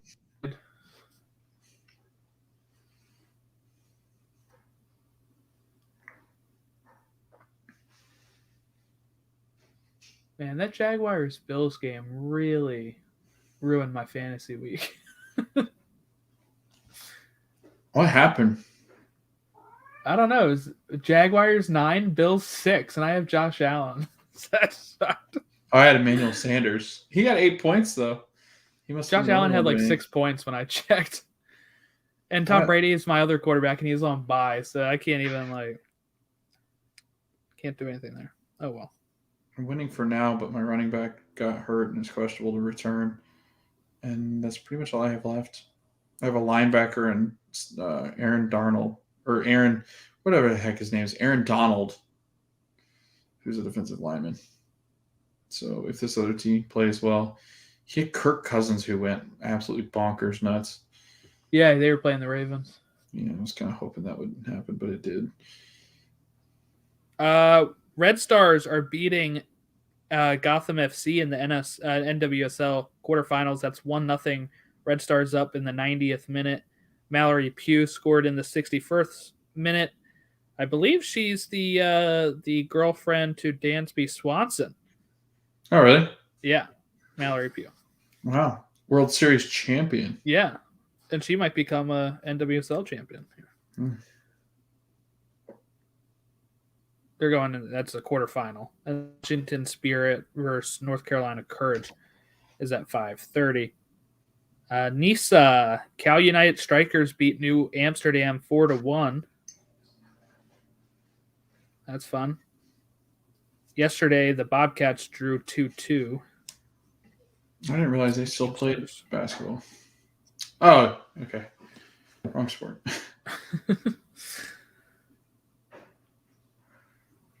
I feel like there's a lot of playing for draws right now with the Montreal Orlando game. And Nashville's doing what they do best. Oh, Casares about made it not so much. Oh, yeah, I'm so used to that game being down here. Now I have to look up here. Yeah, nice save by Willis. That's 2. Yeah, he was the backup goalkeeper for the for DC for a while, and I really liked him. Always thought he was good. And now I'm glad he gets to actually get some starting time here. Pedro's doing the best he can here. Montreal about had that one. I want to do my hair like Pedro's. I'm not sure I have enough of it. No, you don't. Thanks for crushing it. You, Joseph, the Godfather, trying to score there. My header couldn't get it, and he tried to score there again. Holy crap! What a save! Vermeer just kept Atlanta off the board. I'm so lost on what screen my which one game is in. I'm like, I'm like, Vermeer, which TV is that again? Joseph about scored 6 times in that possession. Oh, that one's way wide. I'm ordering my dinner while we're sitting here talking. What are you ordering? Pizza. I was gonna say pizza. Gotta love it. Ba-ba-ba-ba. Loving it. Yeah, not McDonald's pizza. This is. Oh, okay. I was wondering if they had pizza. Could you imagine? No. I wonder how bad that would be. I think it'd be awful because there's nothing really that they could because usually people that cook pizza, they at least have something you can cook it with. I don't know what McDonald's would. I don't know if they'd have like. They'd all have to have like a brick pizza oven. Yeah. Pizza oven or something.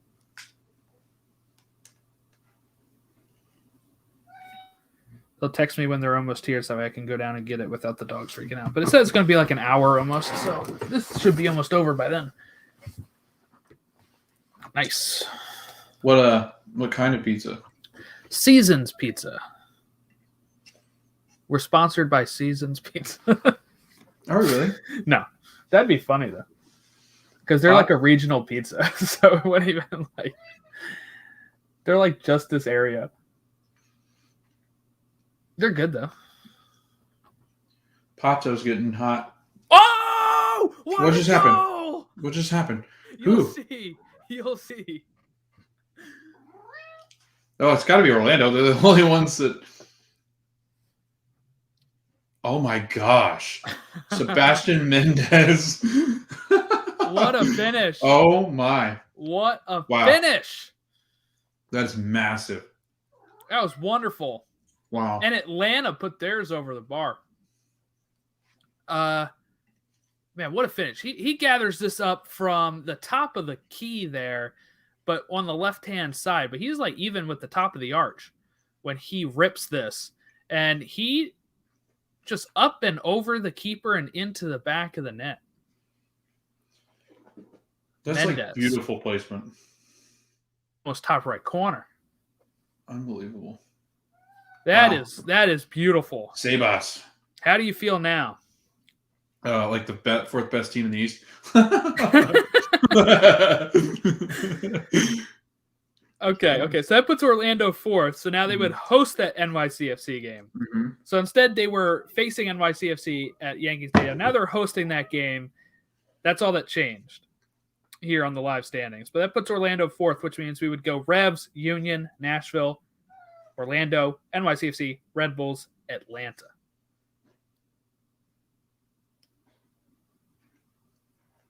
Wonderful. I'm feeling a lot better. Yeah, because you need at least a draw. So even come back and score again, you're still in. Mm-hmm. And I think with the way everything else is going right now, with like Cincinnati beating Atlanta, that helps you too. Yes, because then they can't sneak up. NYCFC right. NYCFC have scored Castellanos. Take back that golden boot. Now this should hurt you, right?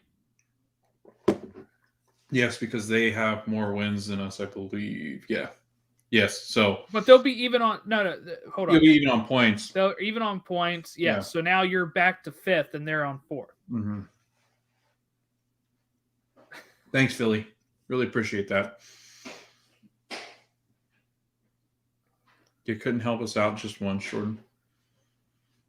We were trying. Red Bull's trying to score. Red Bull's trying to knock Nashville. I don't think they can go anywhere, but trying to do something to Nashville. Yeah. So now as excited as we were, Orlando's back to at Yankee Stadium for that game. That's a darn shame. Watch Montreal tie it now or something. I want some pressure here. I want DC to have a chance. I want some This pressure. could be a handball in the box. I don't know. Montreal's complaining about something to the ref. The ref was just having his ears there, hand to his ear. Yeah, he's pointing more to the forearm. Now they're going to take a look. Yeah, they're saying for Janssen. Or no, they're saying for the player that was on the ground. That'd be really rough. That'd be really bullcrap, I think. Not going to call it. They're doing free kick. Corner kick. I'll get the kick right eventually. Oh, yeah, they're trying to call him Moss. That hit him in the shoulder. If that's who they're looking at. I think the Janssen was closer than that. Yeah, they didn't call it. No. They went ahead and moved on. Antonio Carlos cleared it. That would have been ridiculous to call. Mihailovic almost caught that inbounds. They scored. Montreal scored. What a pass. No, Kyoto offside. Kyoto offsides. They're finger to the ear. Yep, offside. Here we go. That was a beautiful ball in, though. Oh, that is close. I think he's really off. Close. Wow. Hello, little cat. What a whirlwind of emotions it would be from like 4th place to knocked out of the playoffs. Yeah.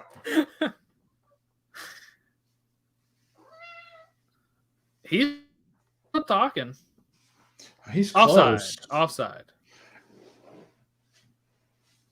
Their VAR system actually scares me a little bit more because it does give more leniency to the attacking players rather than Premier, who had been the old system where they looked at if your snot was offsides, you were offsides. Man, they need like 20K cameras, right, to see snot offside? I know. That's what I'm thinking. It's impressive. Glad Philly's doing a thing, huh? Losing. Yeah. They're going to lose. I think they're going to lose.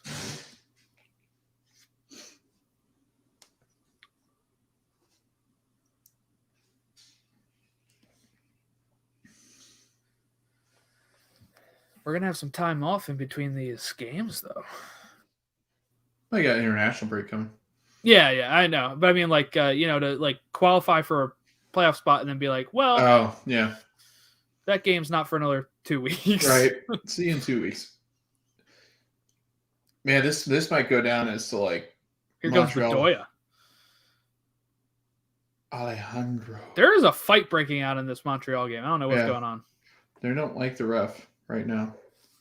Is it red? What just happened? It was near the sideline. This guy's throwing up the Italian sign like, oh. And they're like fighting each other now. Yeah, I don't know what's going on. It doesn't help we don't have sound on because we can't hear each other if we did. But like it's tough to hear like what's going on because we don't understand what's going on. I can see. Maybe I can get the closed caption. It's a yellow card to a coach. Montreal's coach.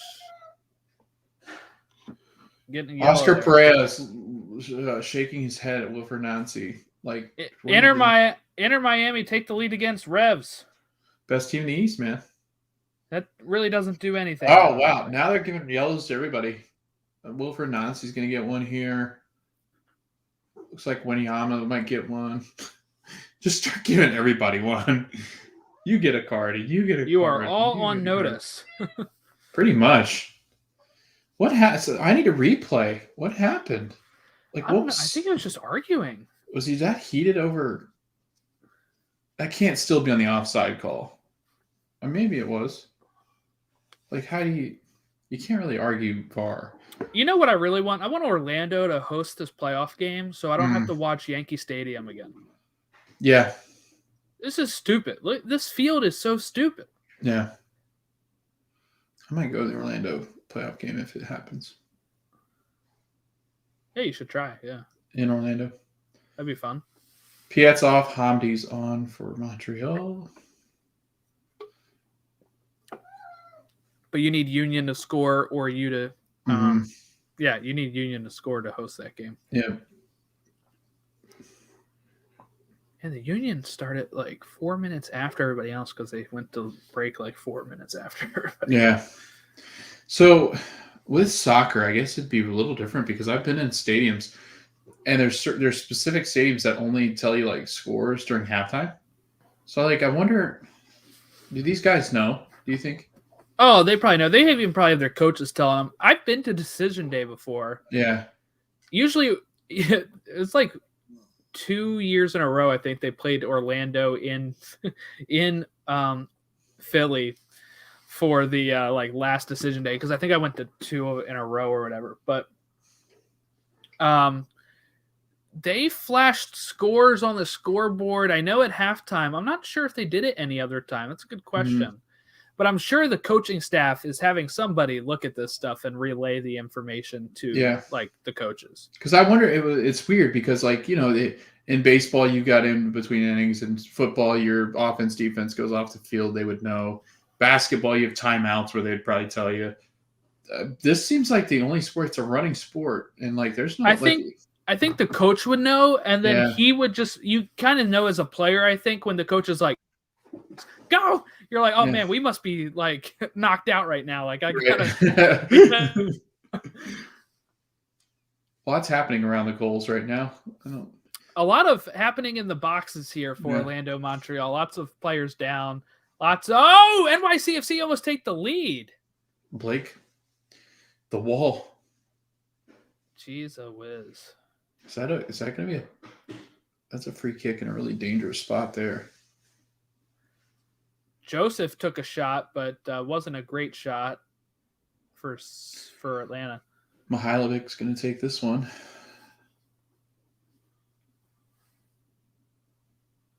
Oscar looked stressed.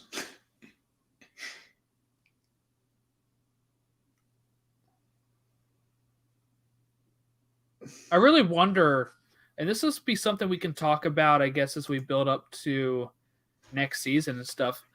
But you know, when you're looking at it's the Wilfs, right, who bought Orlando, and kind of seeing what they're going to do with this team, because I'm sure that might have created some of the mayhem in the season. You know, the change of ownership. Yeah. I don't know. Maybe that affects how players are playing. I don't really know, but I do wonder. Like, do you actually think they'll put the money where their mouth is and do it? I mean, I guess we'll start seeing from like their actual moves, right? And some of these, I'm assuming there will be some off-season interviews with like the Wilfs talking about what their plans are for the teams. Columbus has taken a 2-0 lead as well. Miguel Berry scoring in the 60th minute. Yeah, I was going to say, like on the Orlando front, I think that you're going to have to replace some players anyways. I know Daryl DK will be in conversations with a lot of the European teams. I don't know if he'll be here next year.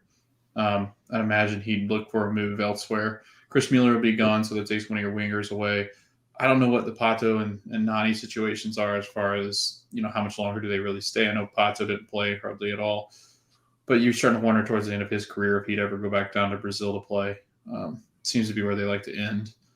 And I know Nani's talked about going back to Portugal to play. So it'll be interesting. And then you got like Sonny Michel and Benji, not Sonny Michel, Benji Michel. And Sonny Michel's the Patriots running back. Yeah. But I think you got guys like that, Perea, who I think could make a move elsewhere. I don't know how long Junior Urso stays, but yeah, I think that's a team that's going to be looking to add some players anyway, because now DK and Kyoto or not Kyoto, Wanyama. Fight. Just kidding. They high five each other. Those are two big men. But yeah, I don't know, Jordan. I would hope they would put their money where their mouth is. But again, that's easier said than done because you look around in soccer and go, okay, well, what do you really need and how much you can really spend? Atlanta almost scored there too, off the post on a header.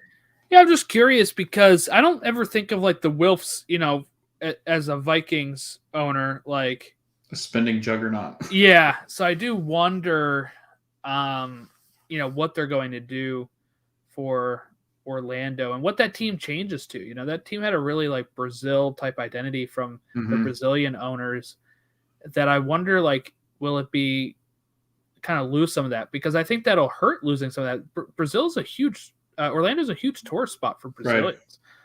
Right. And I'm assuming some of them live there. Yes. Like when we lived in Orlando, we had people from all over the world there working in the parks with us. People from like Haiti and other countries like that. And I think you would want some sort of feel, not to just have them feel like, I don't know. When I think of the Vikings, I just think very like Midwestern. I don't know if you want that feel for a Florida team or a Orlando team specifically. Yeah, maybe they look at this as an opportunity because they know just because of the division they play in football, and just because the the Vikings don't spend a ton, maybe they think, well, we'll just spend a ton on soccer. That hardly is ever the case, but I mean, when the Crafts spend, they spend a ton. The only person that has ever really done that so far, I feel like, is Arthur Blank as an NFL owner and a MLS owner. Yeah. Like Blank spends, and brought them a title. And roughly, could you say that he signs a lot of blank checks? Yeah, he does though. Yeah, he should. Otherwise, it's fraud. Yeah, exactly. He has to. It's criminal.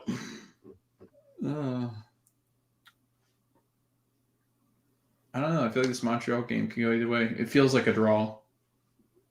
It does. It does feel like a draw here. Which I guess would be okay as the results stand. Because you would technically still have... I mean, if NYCFC is not going to lose, you might as well just lock in the fifth. And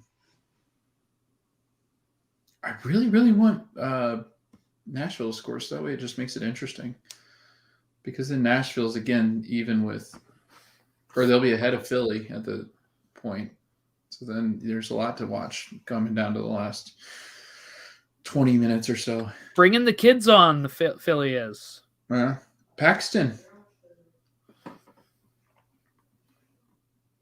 Speaking of them, all called up to the U20 national team. Yeah. It's exciting. Paxton, obviously, the starlet. I'm really excited to see what he becomes. 16, right? 16 or 17? I think he's 17. 17. Paxton. I really feel like it's, people think when they're scouting that he ends up being better than Brendan, if that's the case. Atlanta has scored. Oh. Wow. So they'll pull ahead of the Red Bull. No, Red Bull's still above them. They should have a point, though. Red Bull's tied 48. Yeah, it's 48-48 right now. Atlanta should have one. They had 48. Oh, maybe Fatma may not have updated. Let me check.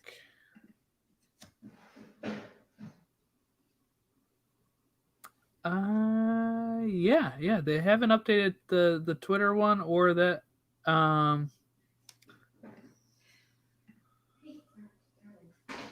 Yeah, Google hasn't updated yet. It still says they're both 148.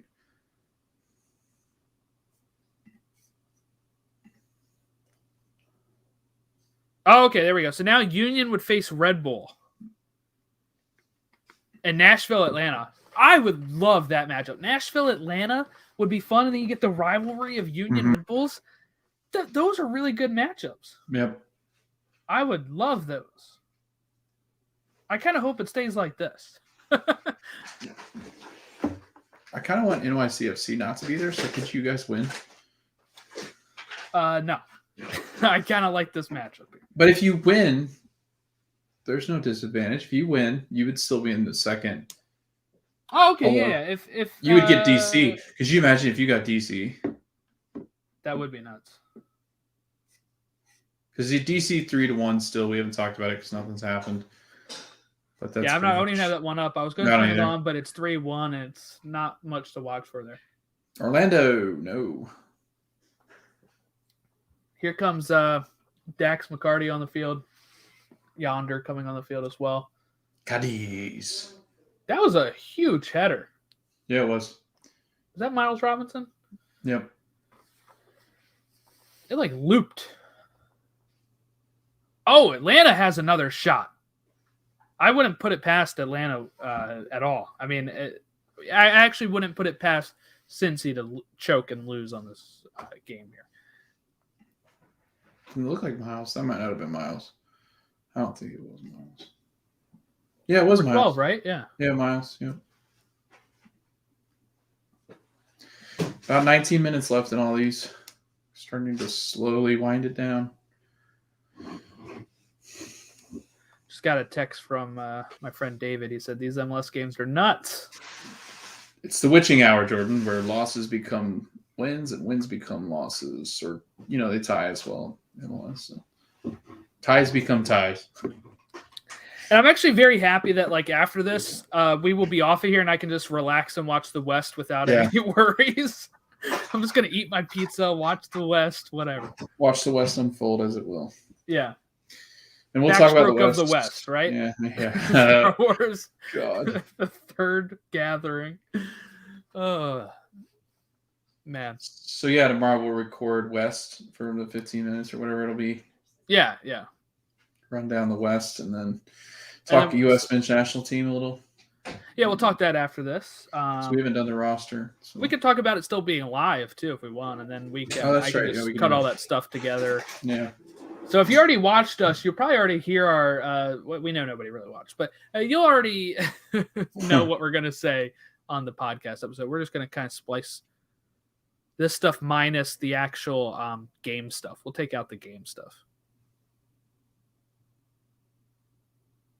Maybe I'll keep our reaction of the Orlando goal in because that was fun. Yeah. And the opening goal for Nashville, or Red Bulls. I mean, I think that would be really fun to just be here's some of our highlights from the live stream. Yeah. just be that. Nashville. Ooh. They had a chance there.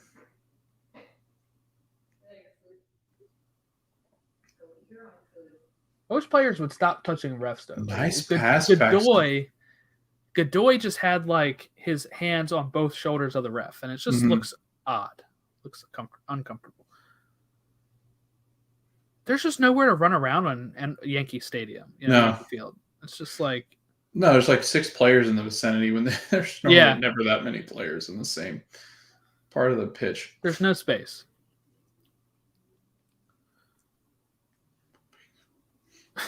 That was odd. Castellanos thing. Mm-hmm. Oh, they call it Etihad pitch. Just call it Yankee pitch. Yankee Field. I don't know. You kind of disgraced the name Etihad with that crap. Well, that's Man City's fault. If they would put money into this team, they wouldn't have to worry about this. We don't have any more money, Jordan. Oh, yeah, sure. CFG is poor. So for anybody watching, tomorrow we'll be recording our Stoppage Time Soccer Show where we'll talk about West Ham beating Liverpool, City trouncing United in a Manchester derby, and Chelsea losing to drawing with Burnley. We'll talk all those things and more, all the sackings, all that good stuff on the Stoppage Time Soccer Show. I do want to bring up a point here that we can bring up tomorrow too, because I'd still like to talk about the fact that you guys still think Harry Kane's the best striker in the world. I don't think he's the best striker in the world. Sorry, he's best striker in England. I think Lewandowski is the best striker in the world. Yeah. What was the argument last year that we got into? He was the best, top 2? We just said he was the top in England.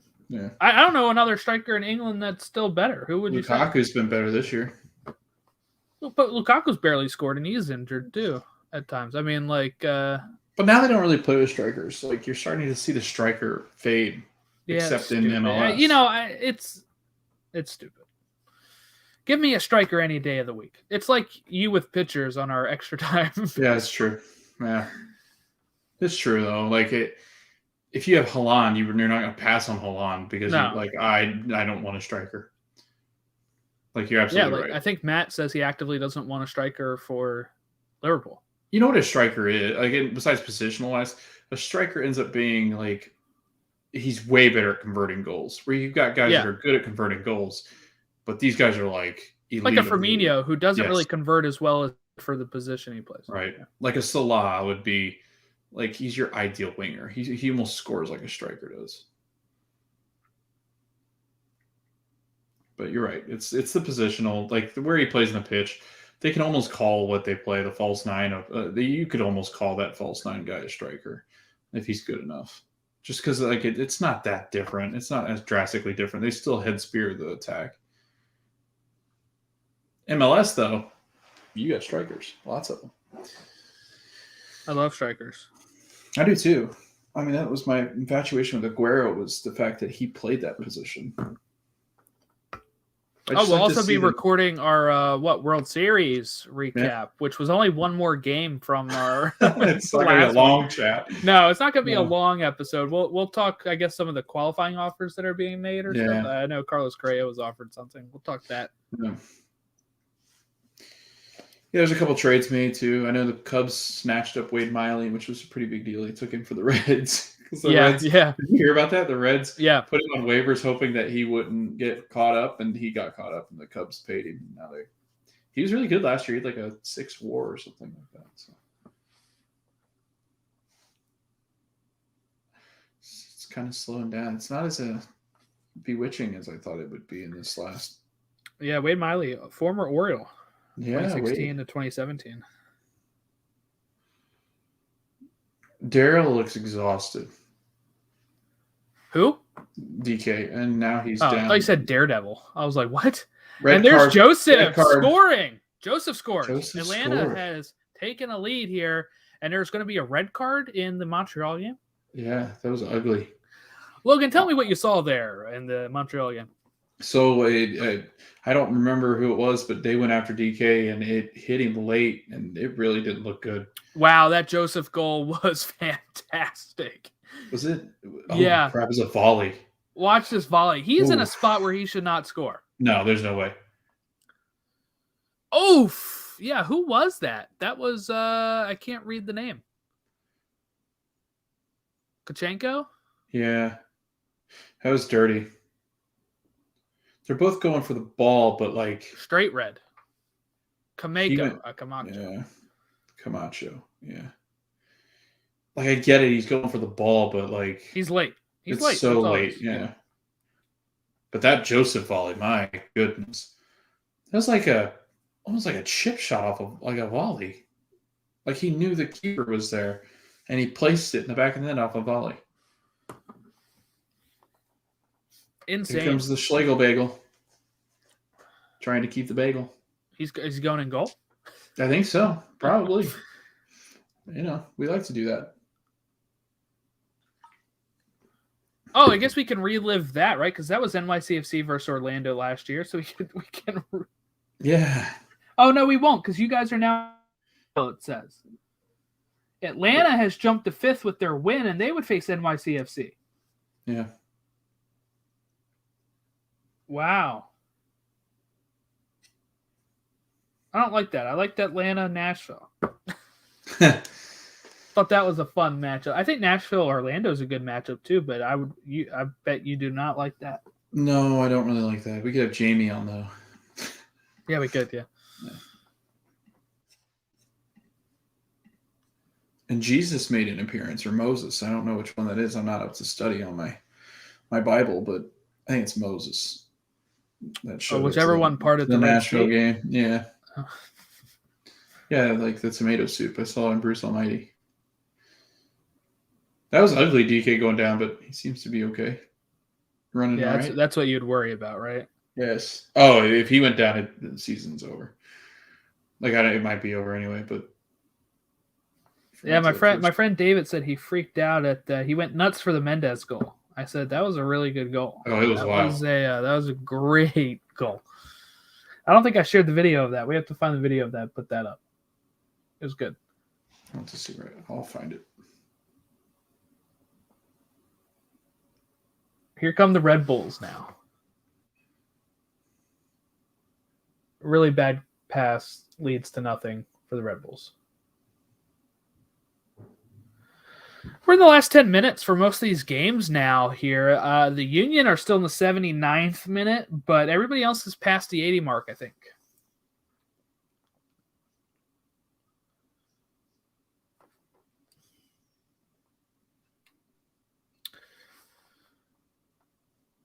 Deflating for Cincinnati. Having that lead. Mm-hmm. Giving it up like you have like in every other game this season. I was gonna say it's the story of their season, really. It wouldn't shock me if they lose it. If they can't, I mean, I don't see them scoring another goal, so no, they should lose it. It's I mean, it's something in there. It's in that system. I don't know how you fix it. That's tear it down. Yeah, okay, we're good. What happened? No, I just misread the thing on the Twitter. No, we're good. Yeah, so that puts Orlando to 6. So that means we have Revs, Union, Nashville, NYCFC, Atlanta, Orlando, Red Bulls. Those are the top 7 right now.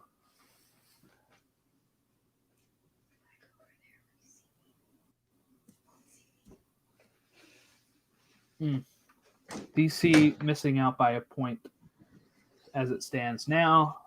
Then Columbus missing out by a point. Montreal missing out by 2 points. What a fun! This is your first full MLS season. What's your thoughts here as we wind down the last 10 minutes here? It's as wild as already promised. I mean, just talking to everybody, it was like asking for people for like what would be a good finish and stuff. I mean, you had people going from the range of like making the playoffs or that 3rd or 6th spot, 2nd spot, or it's just wild. And as you get further into the season, I mean, now that we're still talking on this day where a team in 4th could be out of the playoffs or close to out of the playoffs, all in one fell swoop at the end of the season. And I think, playoffs is good for the sport, but it was fun. I got to go to a lot of Orlando games being a season ticket holder and doing that, but it was fun. It was way more exciting than I thought it was going to be, which was cool. So I'm glad that I've gotten into the league itself and really being able to watch it and cover it because it's been fun. And having you around because you know a lot about it has been helpful. So it's been a blast. I can't wait to do it again and continue covering this postseason because it'll be a lot of fun. Yeah, now the real fun begins, the postseason. Right. Because I watched some of it last year, and I watched MLS is back. So I watched some last year, and so I'm not completely new to it. I watched the Orlando playoff game last year when they lost to the Revs. Yeah. But no, it's been a lot of fun. Here comes DK. DK. That should seal Orlando's playoff spot. That's exciting. For real. I think he's okay though. Yeah, he looked fine. Wow. He looked fine running.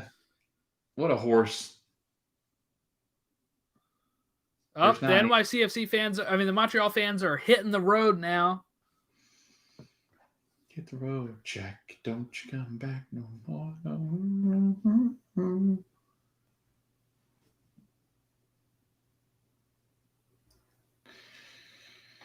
He's carried him on that shoulder, those big shoulders of his, for quite some time. 7 goals last 9 matches. They're going to need it. They're going to need a heroic effort from him. I'm sure he's not 100% either on that leg, but is he ever 100%? At this point in the season, nobody's 100%. Wow. No Nani, too. Yeah. DK's down now. He's coming out. Wow. That's not good. Oh, Slagle was just doing a weird hop there.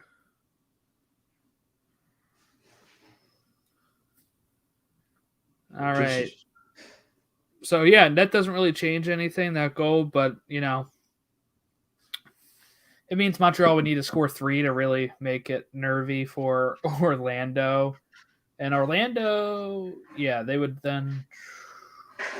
still probably Montreal would take their place then, I guess. But having a 2-goal advantage probably feels a lot better with the remaining 3 minutes left here plus stoppage time. DK looked like he was in tears. That doesn't look good. I don't know if it was cold or he's Orlando coming on ahead again here. Tesho had to pull it back though, but they were making a run.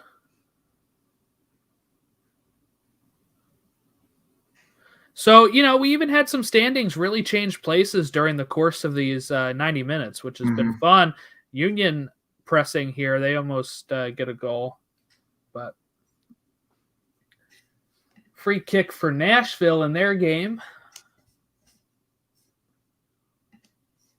Orlando up a man. Philly up a man. Atlanta up a goal. Nashville Red Bulls even. Those are the games that really matter right now, but Miami's up on New England still. Columbus still beating Chicago. Is that all the games I mentioned? DC over Toronto. That's probably all the games, I think. Yeah. Red Bulls, here they come. Here come the Red Bulls. Oh, they had a few chances. Willis is going to pick it up.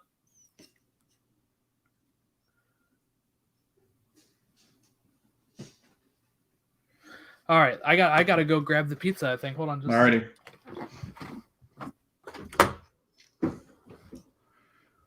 '89th minute, Orlando.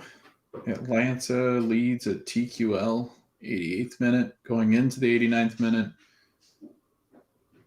you got Philly in the 85th minute. Going into the 86th, they're tied 1-1. And Nashville Red Bull 88th minute. And it's 1-1. Red Bull, press forward, going forward, going forward. Oh, no. Oh! Frankie Amaya. Gosh.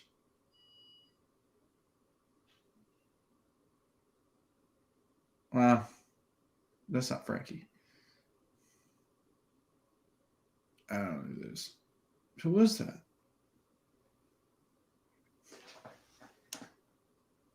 Vasquez.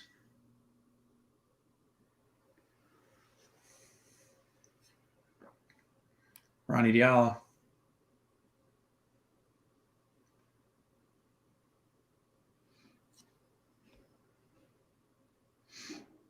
Orlando looks like they're going to try to fight Montreal before leaving.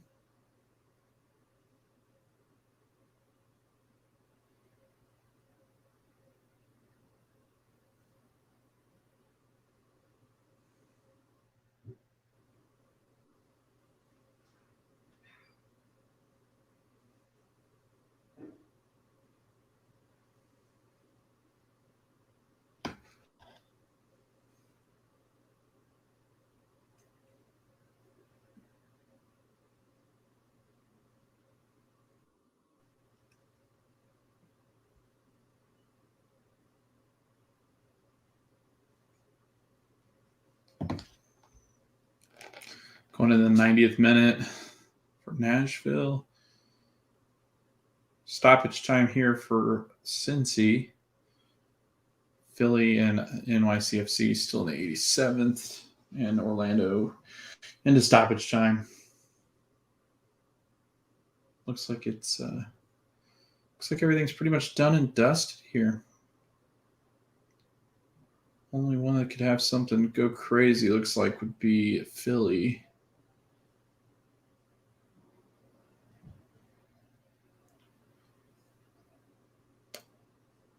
Atlanta.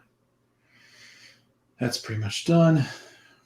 5 minutes of stoppage time in Orlando. Or in Montreal versus Orlando.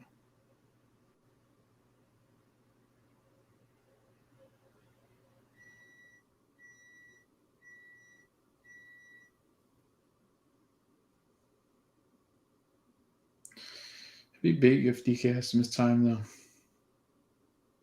Could be the one and done for sure.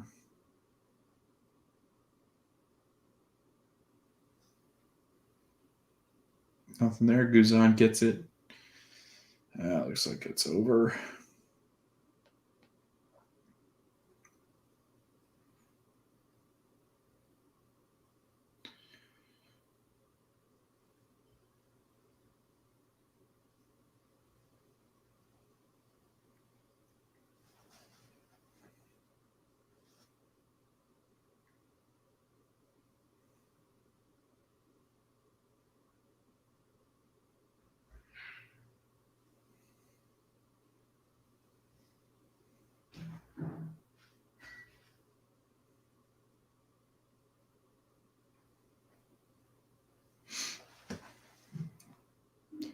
Atlanta. This one's going to blow here soon. Last chance for Cincy. Kick it away. That could be it. Should be it. So it looks like with that, Atlanta will be sitting 5th against their playoff matchup against the NYCFC guys. Pigeons. And that'll do it. Atlanta win. 2-1 Atlanta win. Cincy, wooden spoon, Atlanta 5th spot in the playoffs. What a run by Atlanta at the end of the year. Philly, oof, had a chance there. Had a chance there. That one's over. Cincy lose again. But they do keep it at 74, so they actually don't tie their record-breaking goals allowed in the season.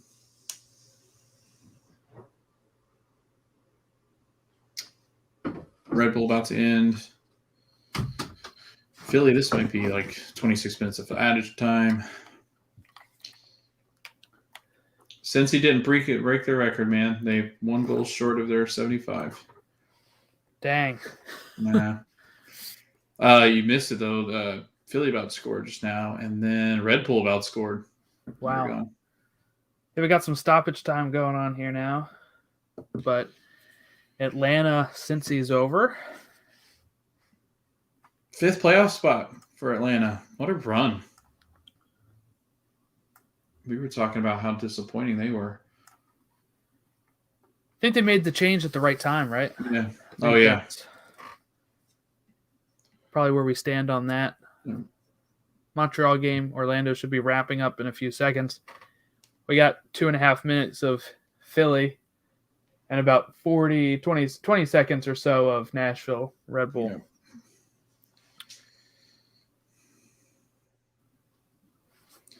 Nothing crazy in the witching hour.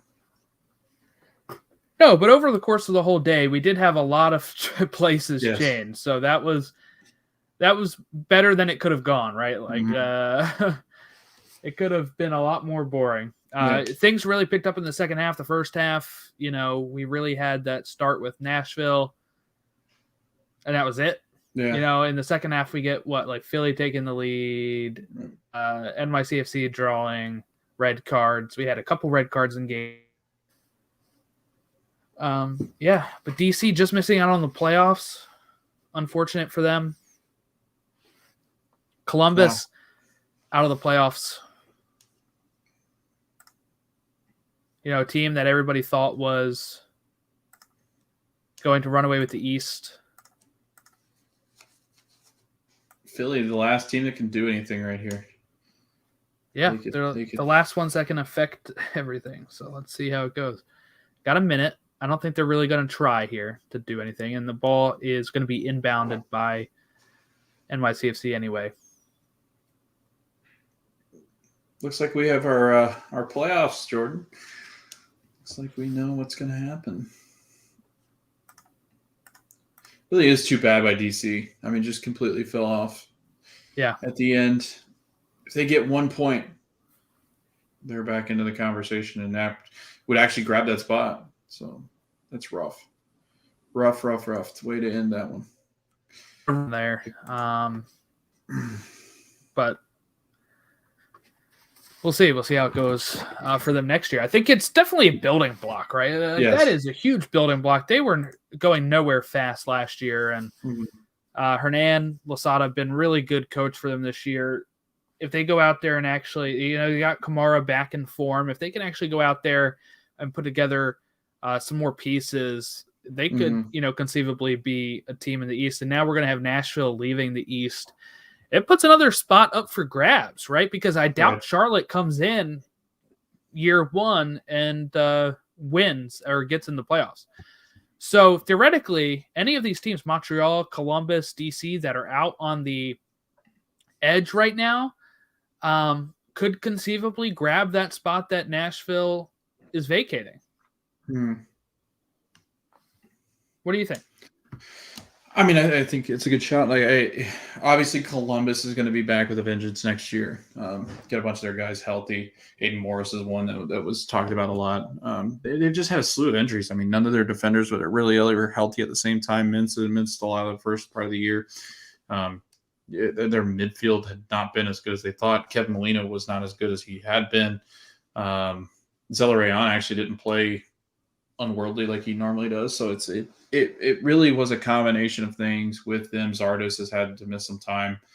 And then they're left at the end of the day just hoping and praying that teams lose. But again, it's just not a good way to play. And I think that, you're looking at a Caleb Porter that next year he's really got to turn it on. If they have another subpar year, I think you're looking at a possible shift and change in that situation. But I think DC are formidable. I think they've got to add a couple more pieces maybe to kind of add some depth into those positions in the midfield, or hope that Paul Arriola is staying with them in the long run. I know he's had some spells everywhere, but I like the DC shot. I think it's a good one. I think, again, this league is tough, so it's really hard to kind of predict because crazy things can happen. That's true.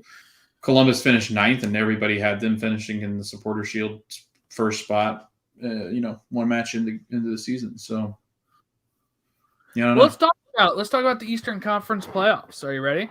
Yeah. We have New England with a bye on round 1. Then we're going to have New York City FC versus Atlanta, hosted by New York. I'm not sure if that'll be Yankee Stadium or Red Bull Arena. I'm guessing they'll be able to have it at Yankee Stadium. Nashville, the 3 seed versus Orlando. That's in Nashville. They drew there, I think, last time they just played each other there. And we have Philly versus Red Bulls, the 2 seed versus the 7 seed. So that's going to be a Philadelphia game. Do we know when these games are? Or we don't. I know first round's November 20th, 21st, and 23rd. Yeah. But I guess we don't know when it'll be. I don't think so. Which ones are which?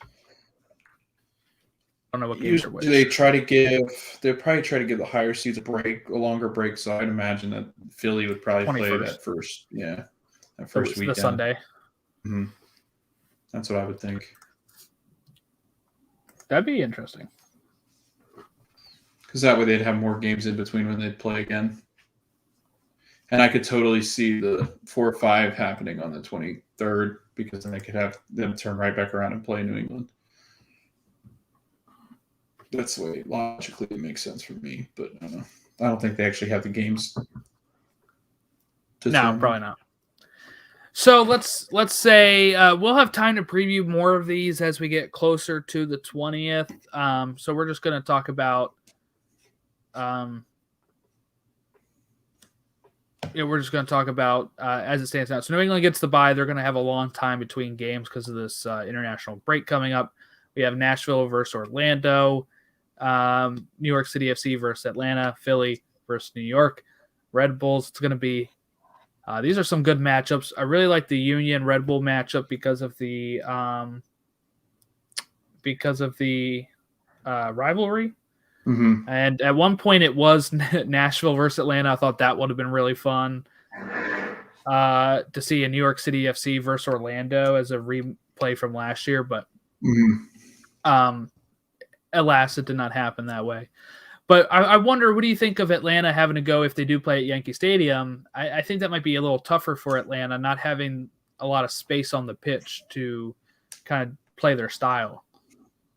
Yeah, I was going to say they really rely on that style of playing into Joseph and playing out from the wings and attacking from the back, and kind of having those wing back position where you have Bello on one side, running down the side and trying to create. But I think you're right. I think there's a cause for concern having to go play in New York City and not playing very well against the Cincinnati team that has been atrocious all season. And really, for the first 70 minutes or so, it actually looked like Cincinnati was going to have, at least hang on to a point, if not grab 3. So I think that, when you look at Atlanta, I'd be concerned because there's times where they get stymied. And if Joseph doesn't score, then Atlanta's not good. And that's kind of weird to say. It's obvious, I guess. But I think that when he doesn't play well at all, this Atlanta team does tend to struggle. And I think that you're starting to see that a little bit more now as he starts to wear down. I know he's had a long season where he's coming back from injury from last year. And playing in Yankee Stadium in that small pitch, I just see New York City's built much better for that. They're both good defensively, but I think that given a home game, playing in the cold, I think you give the leg up to NYCFC because I think that it's just not an easy place to go in and win a game. And especially with the way that they've been playing and Castellanos has been scoring, I just don't know if Atlanta can hold on that long. All right, we got the Revs with the bye. Like I said, they are, they won their first Supporter Shield. They are the best team in MLS history, like we all predicted at the beginning of the season. But so we'll probably focus more on them as we get to whoever their opponent is. But their opponent is going to be one of NYCFC or Atlanta. Who would you? I would probably say Atlanta would be a fun matchup with Revs. Yeah, I think it'd be fun. I think that New England rolls over anybody, but I think if you got into a shootout, it'd be a lot more fun to watch Atlanta play. I think with the way that they defend, and I think the way that they would open up, because I think New England would attack it they can attack from every different way. I mean, Buxa scores, Bo can score, Heel can score, Buchanan can score. Their defenders score. So it's, Brandon Bye and those guys. I mean, it really is. And it's fun to watch Matt Turner play anytime you get a chance to do that. I just don't see anybody being deep enough to beat them. But I do think it's weird to say, even with New York City being the 4th seed, I think Atlanta in a shootout would be a lot more fun just because I want to see what Joseph can do against a really good Revs team. Not a good defensive Revs team. Not a great. I mean, there's a lot of teams better than New England defensively. So, yeah, then we have the winner of Nashville, or at least the winner of Philly, New York. So we would probably think, Nashville, Philly, if we're thinking logically here, but MLS is never logic. So it might be like Red Bulls versus Orlando in the next round. Yeah, Philly looks so good, and Philly's hard to beat at home now. Again, like they're just so difficult to beat at home. And with their defense, I mean, they've got one of the best defenses in the East. I think they're tied they're in second place or just underneath 2 teams in Nashville and in the Red Bulls. So it'll be defensive. And to be honest, that favors Philly because I think Philly scores better. So Philly's got a better consistent attack. I think Red Bull at times are very inconsistent in the attack. Fabio's okay, but once you get past that, it's like, okay, well, somebody's got to help us, and where's that going to come from? Yeah. All right, the West, and then we'll cut there, and then we'll throw in whatever we talk about the West of. All right, and then we'll talk about U.S. men's national team roster. You ready for this? Let's do it. All right, so let's go ahead and look at the roster for the Cincinnati game against Mexico. So we have 3 goalkeepers: Sean Johnson, Zach Steffen, Matt Turner. We have Reggie Cannon as a defender, Mark McKenzie, Chris Richards, Anthony Robinson, Miles Robinson, Joe Scally getting his first call-up, Sam Vines, DeAndre Yedlin, Walker Zimmerman.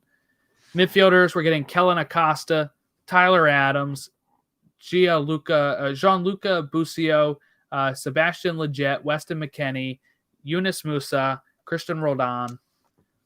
And forwards, Brendan Aronson, Paul Arriola, Jesus Ferreira, Ricardo Pepi, Christian Pulisic, Tim Weah. What do you think? We're in second place. as we go into the matches. We're going to be playing against a tough Mexico team. What are your thoughts here on the lineup coming in, squad? Really going to miss Serginho Dest because he had his best window last window. Enough so that he's the reason why we're in good shape.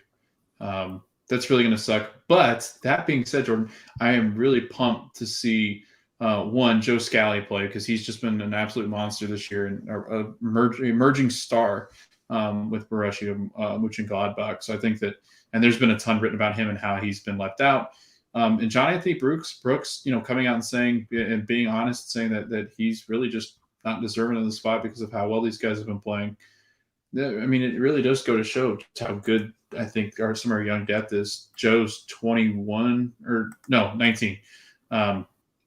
So his ability to play, Sam Vines will be an interesting watch to play. So I think that those two, I think Anthony Robinson played well. Reggie Cannon's played pretty well when played. So Miles Robinson getting a goal here in decision day. But I'm looking forward to that. And I'm also looking forward to the one that really kind of shocked me was the Ferreira selection. Because I know he has been pretty good too in a recent stretch. So that was another one I was like, all right, I could see that. So yeah, that's what I'm looking forward to as far as roster is concerned. Anybody stands out to you that you're excited to see? I know one in particular excited to see based on your club and your interest in the U.S. men's national team. I am really interested in Scally just because I feel like the U.S. men's national team fans have been really hyping up Scally. So hopefully he can do well. You know, Brendan Aronson, of course, as always. I am excited for Ferreira, though, just because, he's been scoring more. I saw some people say they'd rather have Sargent in than Jesus Ferreira. Sargent just hasn't done anything this year. He's had like 7 shots all year, and it's, not – I know he plays for a bad team, but, sometimes you need players that are in form, and Jesus Ferreira has been in form recently because that's going to help carry over into the international. I think, he's going to be a little bit more confident compared to Sargent with Norwich just being awful. And now Norwich is going through a manager change that you wonder how that's going to affect Josh Sargent over there too. I like leaving him out just because I think what you said, I mean, it's just not been good. And I know his team's not good, but it's just really not been good for Josh Sargent. And it's really a shame because I think he had such promise going in. There's just been, you have some of these players sometimes, Jordan, where they just never get the confidence. And it ultimately just destroys them. And I think that that's what you kind of see here is this idea where he was confident coming in and they kind of hyped him up as being maybe one of those futuristic kind of strikers that'll get on the end of balls and play in goals and get goals for the United States, but it's just never panned out for him. So you're really starting to see, and especially with the emergence of Ricardo Pepi and the way Tim Weah has played, I mean, you really are starting to see him kind of fade. And with some of these other strikers coming up and some of these players that are coming up in the attack, you're going to see some of these other names start to fade too. So USA sits second place, 3 points back of Mexico. So a win here would put them level with Mexico. Maybe just not level on like goal differential, but they'll be level with points if they can beat Mexico. If not, then not much might change here, but Canada faces Costa Rica next, and they're in third. Canada is. Panama in fourth. They face Honduras next. Jamaica in sixth. They'll face El Salvador next. And Honduras facing Panama, like I said, and Honduras is in eighth. Then the next set of games, USA is going to face Jamaica. So that one will be on the road and without any fans in the stands, right? Yeah. And Mexico supposedly has a ban on fans. Yeah. So we'll see how that affects the CONCACAF World Cup qualifying octagon here. See how that goes. Anything else we need to talk about with MLS or U.S. men's? I guess how many matches left do we play? We play, is it 14 in the octagon? Yeah, 14 in the octagon. 14. We're 3 up on Panama. I don't know. I like our chances right now. Again, I think November and January are big windows. After January, I think we'll really see how we stand Yeah. as far as this is concerned. And what's the last window? March? Yeah, March 24th, 27th, and 30th. And it's a really tough window. It's Mexico, Panama, and Costa Rica. Because by the time you hit January, you've got 6 matches left. So here's how it'll work. By the time we record next time, we'll talk USA, Mexico.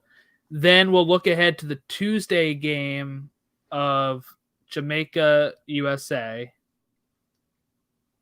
Then we will talk about the next time we'll talk Jamaica, USA and look ahead to MLS playoffs. January 27th, we have versus El Salvador. January 30th, we have against Canada. Then February 2nd, we have Honduras. March 24th, we have Mexico. March 27th, we have Panama. And March 30th, Costa Rica. So we'll know soon if we're qualified or not. That's scary. Yeah. It is, isn't it? Like by the end of this window, like next week, next Tuesday, after next Wednesday, we'll know a lot. There could be some big separation. I guess that you're at the point now where you're really hoping just Panama lose. Yeah. Like they've got Honduras and they've got El Salvador, so I don't know if that'll happen. Because the game against Honduras is in, let's see, where is this? This is Honduras. So that game's in Honduras, but Honduras is not good. They're the last in the table, and then they go home. So I don't know if they'll drop points here, but if they do, that could be huge. But I don't think until January we'll really know.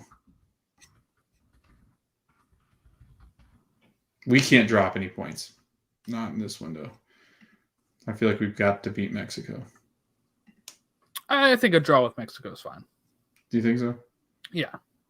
And I think actually you're probably going to lose against Mexico. And that's fine. You always say that. Yeah. We played them so much, and it's funny because I've watched it, but not close enough like Jordan has. So every time I've watched the U.S. play Mexico, it's gone well. It's gone very well. Good luck. Where you've watched it, you've been like, oh my God. But a lot of those haven't been even good wins. We usually struggle. So look, I'll totally take it if we can beat them. But I think you can lose at home to Mexico and still qualify for the World Cup. Right. That'd be their second loss, first loss? Mm-hmm. We're undefeated, right? Or did we lose a game? We lost a game. Oh. We lost. Who was it? It was. Oh yeah, we lost to on the road, right? Panama or El Salvador. Panama, right? Panama beat us. Yeah, Panama beat us 1-0. 1-0 at their place. Not good. But Canada has a tough window too. They got to play Mexico as well. So if Canada and Panama drop points and we gain some points on people, I feel a lot better. Yeah, we got to beat Jamaica.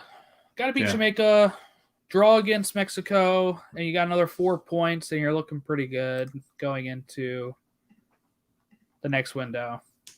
This window only has 2 games, so we kind of got lucky with the game against Mexico only having 2 games. Like the window with Mexico only having 2 games. And the next window is not till the end of January. They're going to do some friendlies in December, it sounds like. So we'll see. We'll see how it goes. Bosnia versus Herzegovina in mid-December. All right, so what's your prediction here then? They beat Mexico or they don't? That's the only game we have to preview. here. Yeah, I think they'll beat Mexico. I think we stack up really well against them. I think for the first time, really, as I've understood, going back and looking and having them talk about U.S. men's national team, I think that there's just something where we defend pretty well as far as some of the other teams are concerned. I think that we play better defensively. We've only allowed 4 goals in the qualifying. And I think, too, our attack's finally starting to come together. I think we're starting to piece together some stability, which you and I talked about a ton. I mean, having Yunus Musa, having McKennie, having Pulisic, having, not Gio Reyna now, but having Gio Reyna normally. And then Ricardo Pepe's really stepped in that role. And Brendan Aaronson's become a staple. So I think having those guys starting to figure it out, I think, and Greg will have to play them in this short window. I think there's not like that game, like, how he had that game in between where he had, when we lost to Panama, where he had kind of like that lull. Yeah. You don't have that with a 2-game window. So it's very bam, bam, play him. So I think you'll see the most consistency in Greg's lineup in this window. As long as that game's 9:10 p.m. on Friday, November 12th on ESPN. Mm-hmm. And actually, that's what MLS website says. ESPN just told me ESPN2. So I guess you trust ESPN more, right? So I'd say ESPN2 is probably where that's going to be. And I'm pretty sure that's what it said before, because people were freaking out that ESPN2 was carrying the game instead of ESPN1. You do know they're in the same amount of households, right? Yeah. Like, for everybody freaking out. If you have ESPN, you have ESPN2. It's not like the older days where they're one or the other. It's not like this is on FS2, which people don't usually have. I get it. It's a big game. You'd want it on ESPN, but they probably have something else that is going to get better ratings. And just the fact it's on ESPN2 is good enough for me. Yeah. But for some editing magic here, if you're listening to the show or if you're live, the West Coast games are going to start. I know on the podcast we already talked about the West Coast games, so you're probably confused. But we're going to head out of here.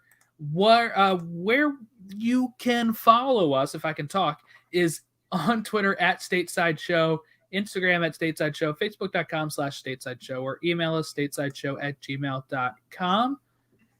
And we'll talk all about Mexico versus U.S. men's national team on the next episode. And we'll look ahead to the Jamaica game. And I hope everyone has a great rest of your week. And thanks for joining us.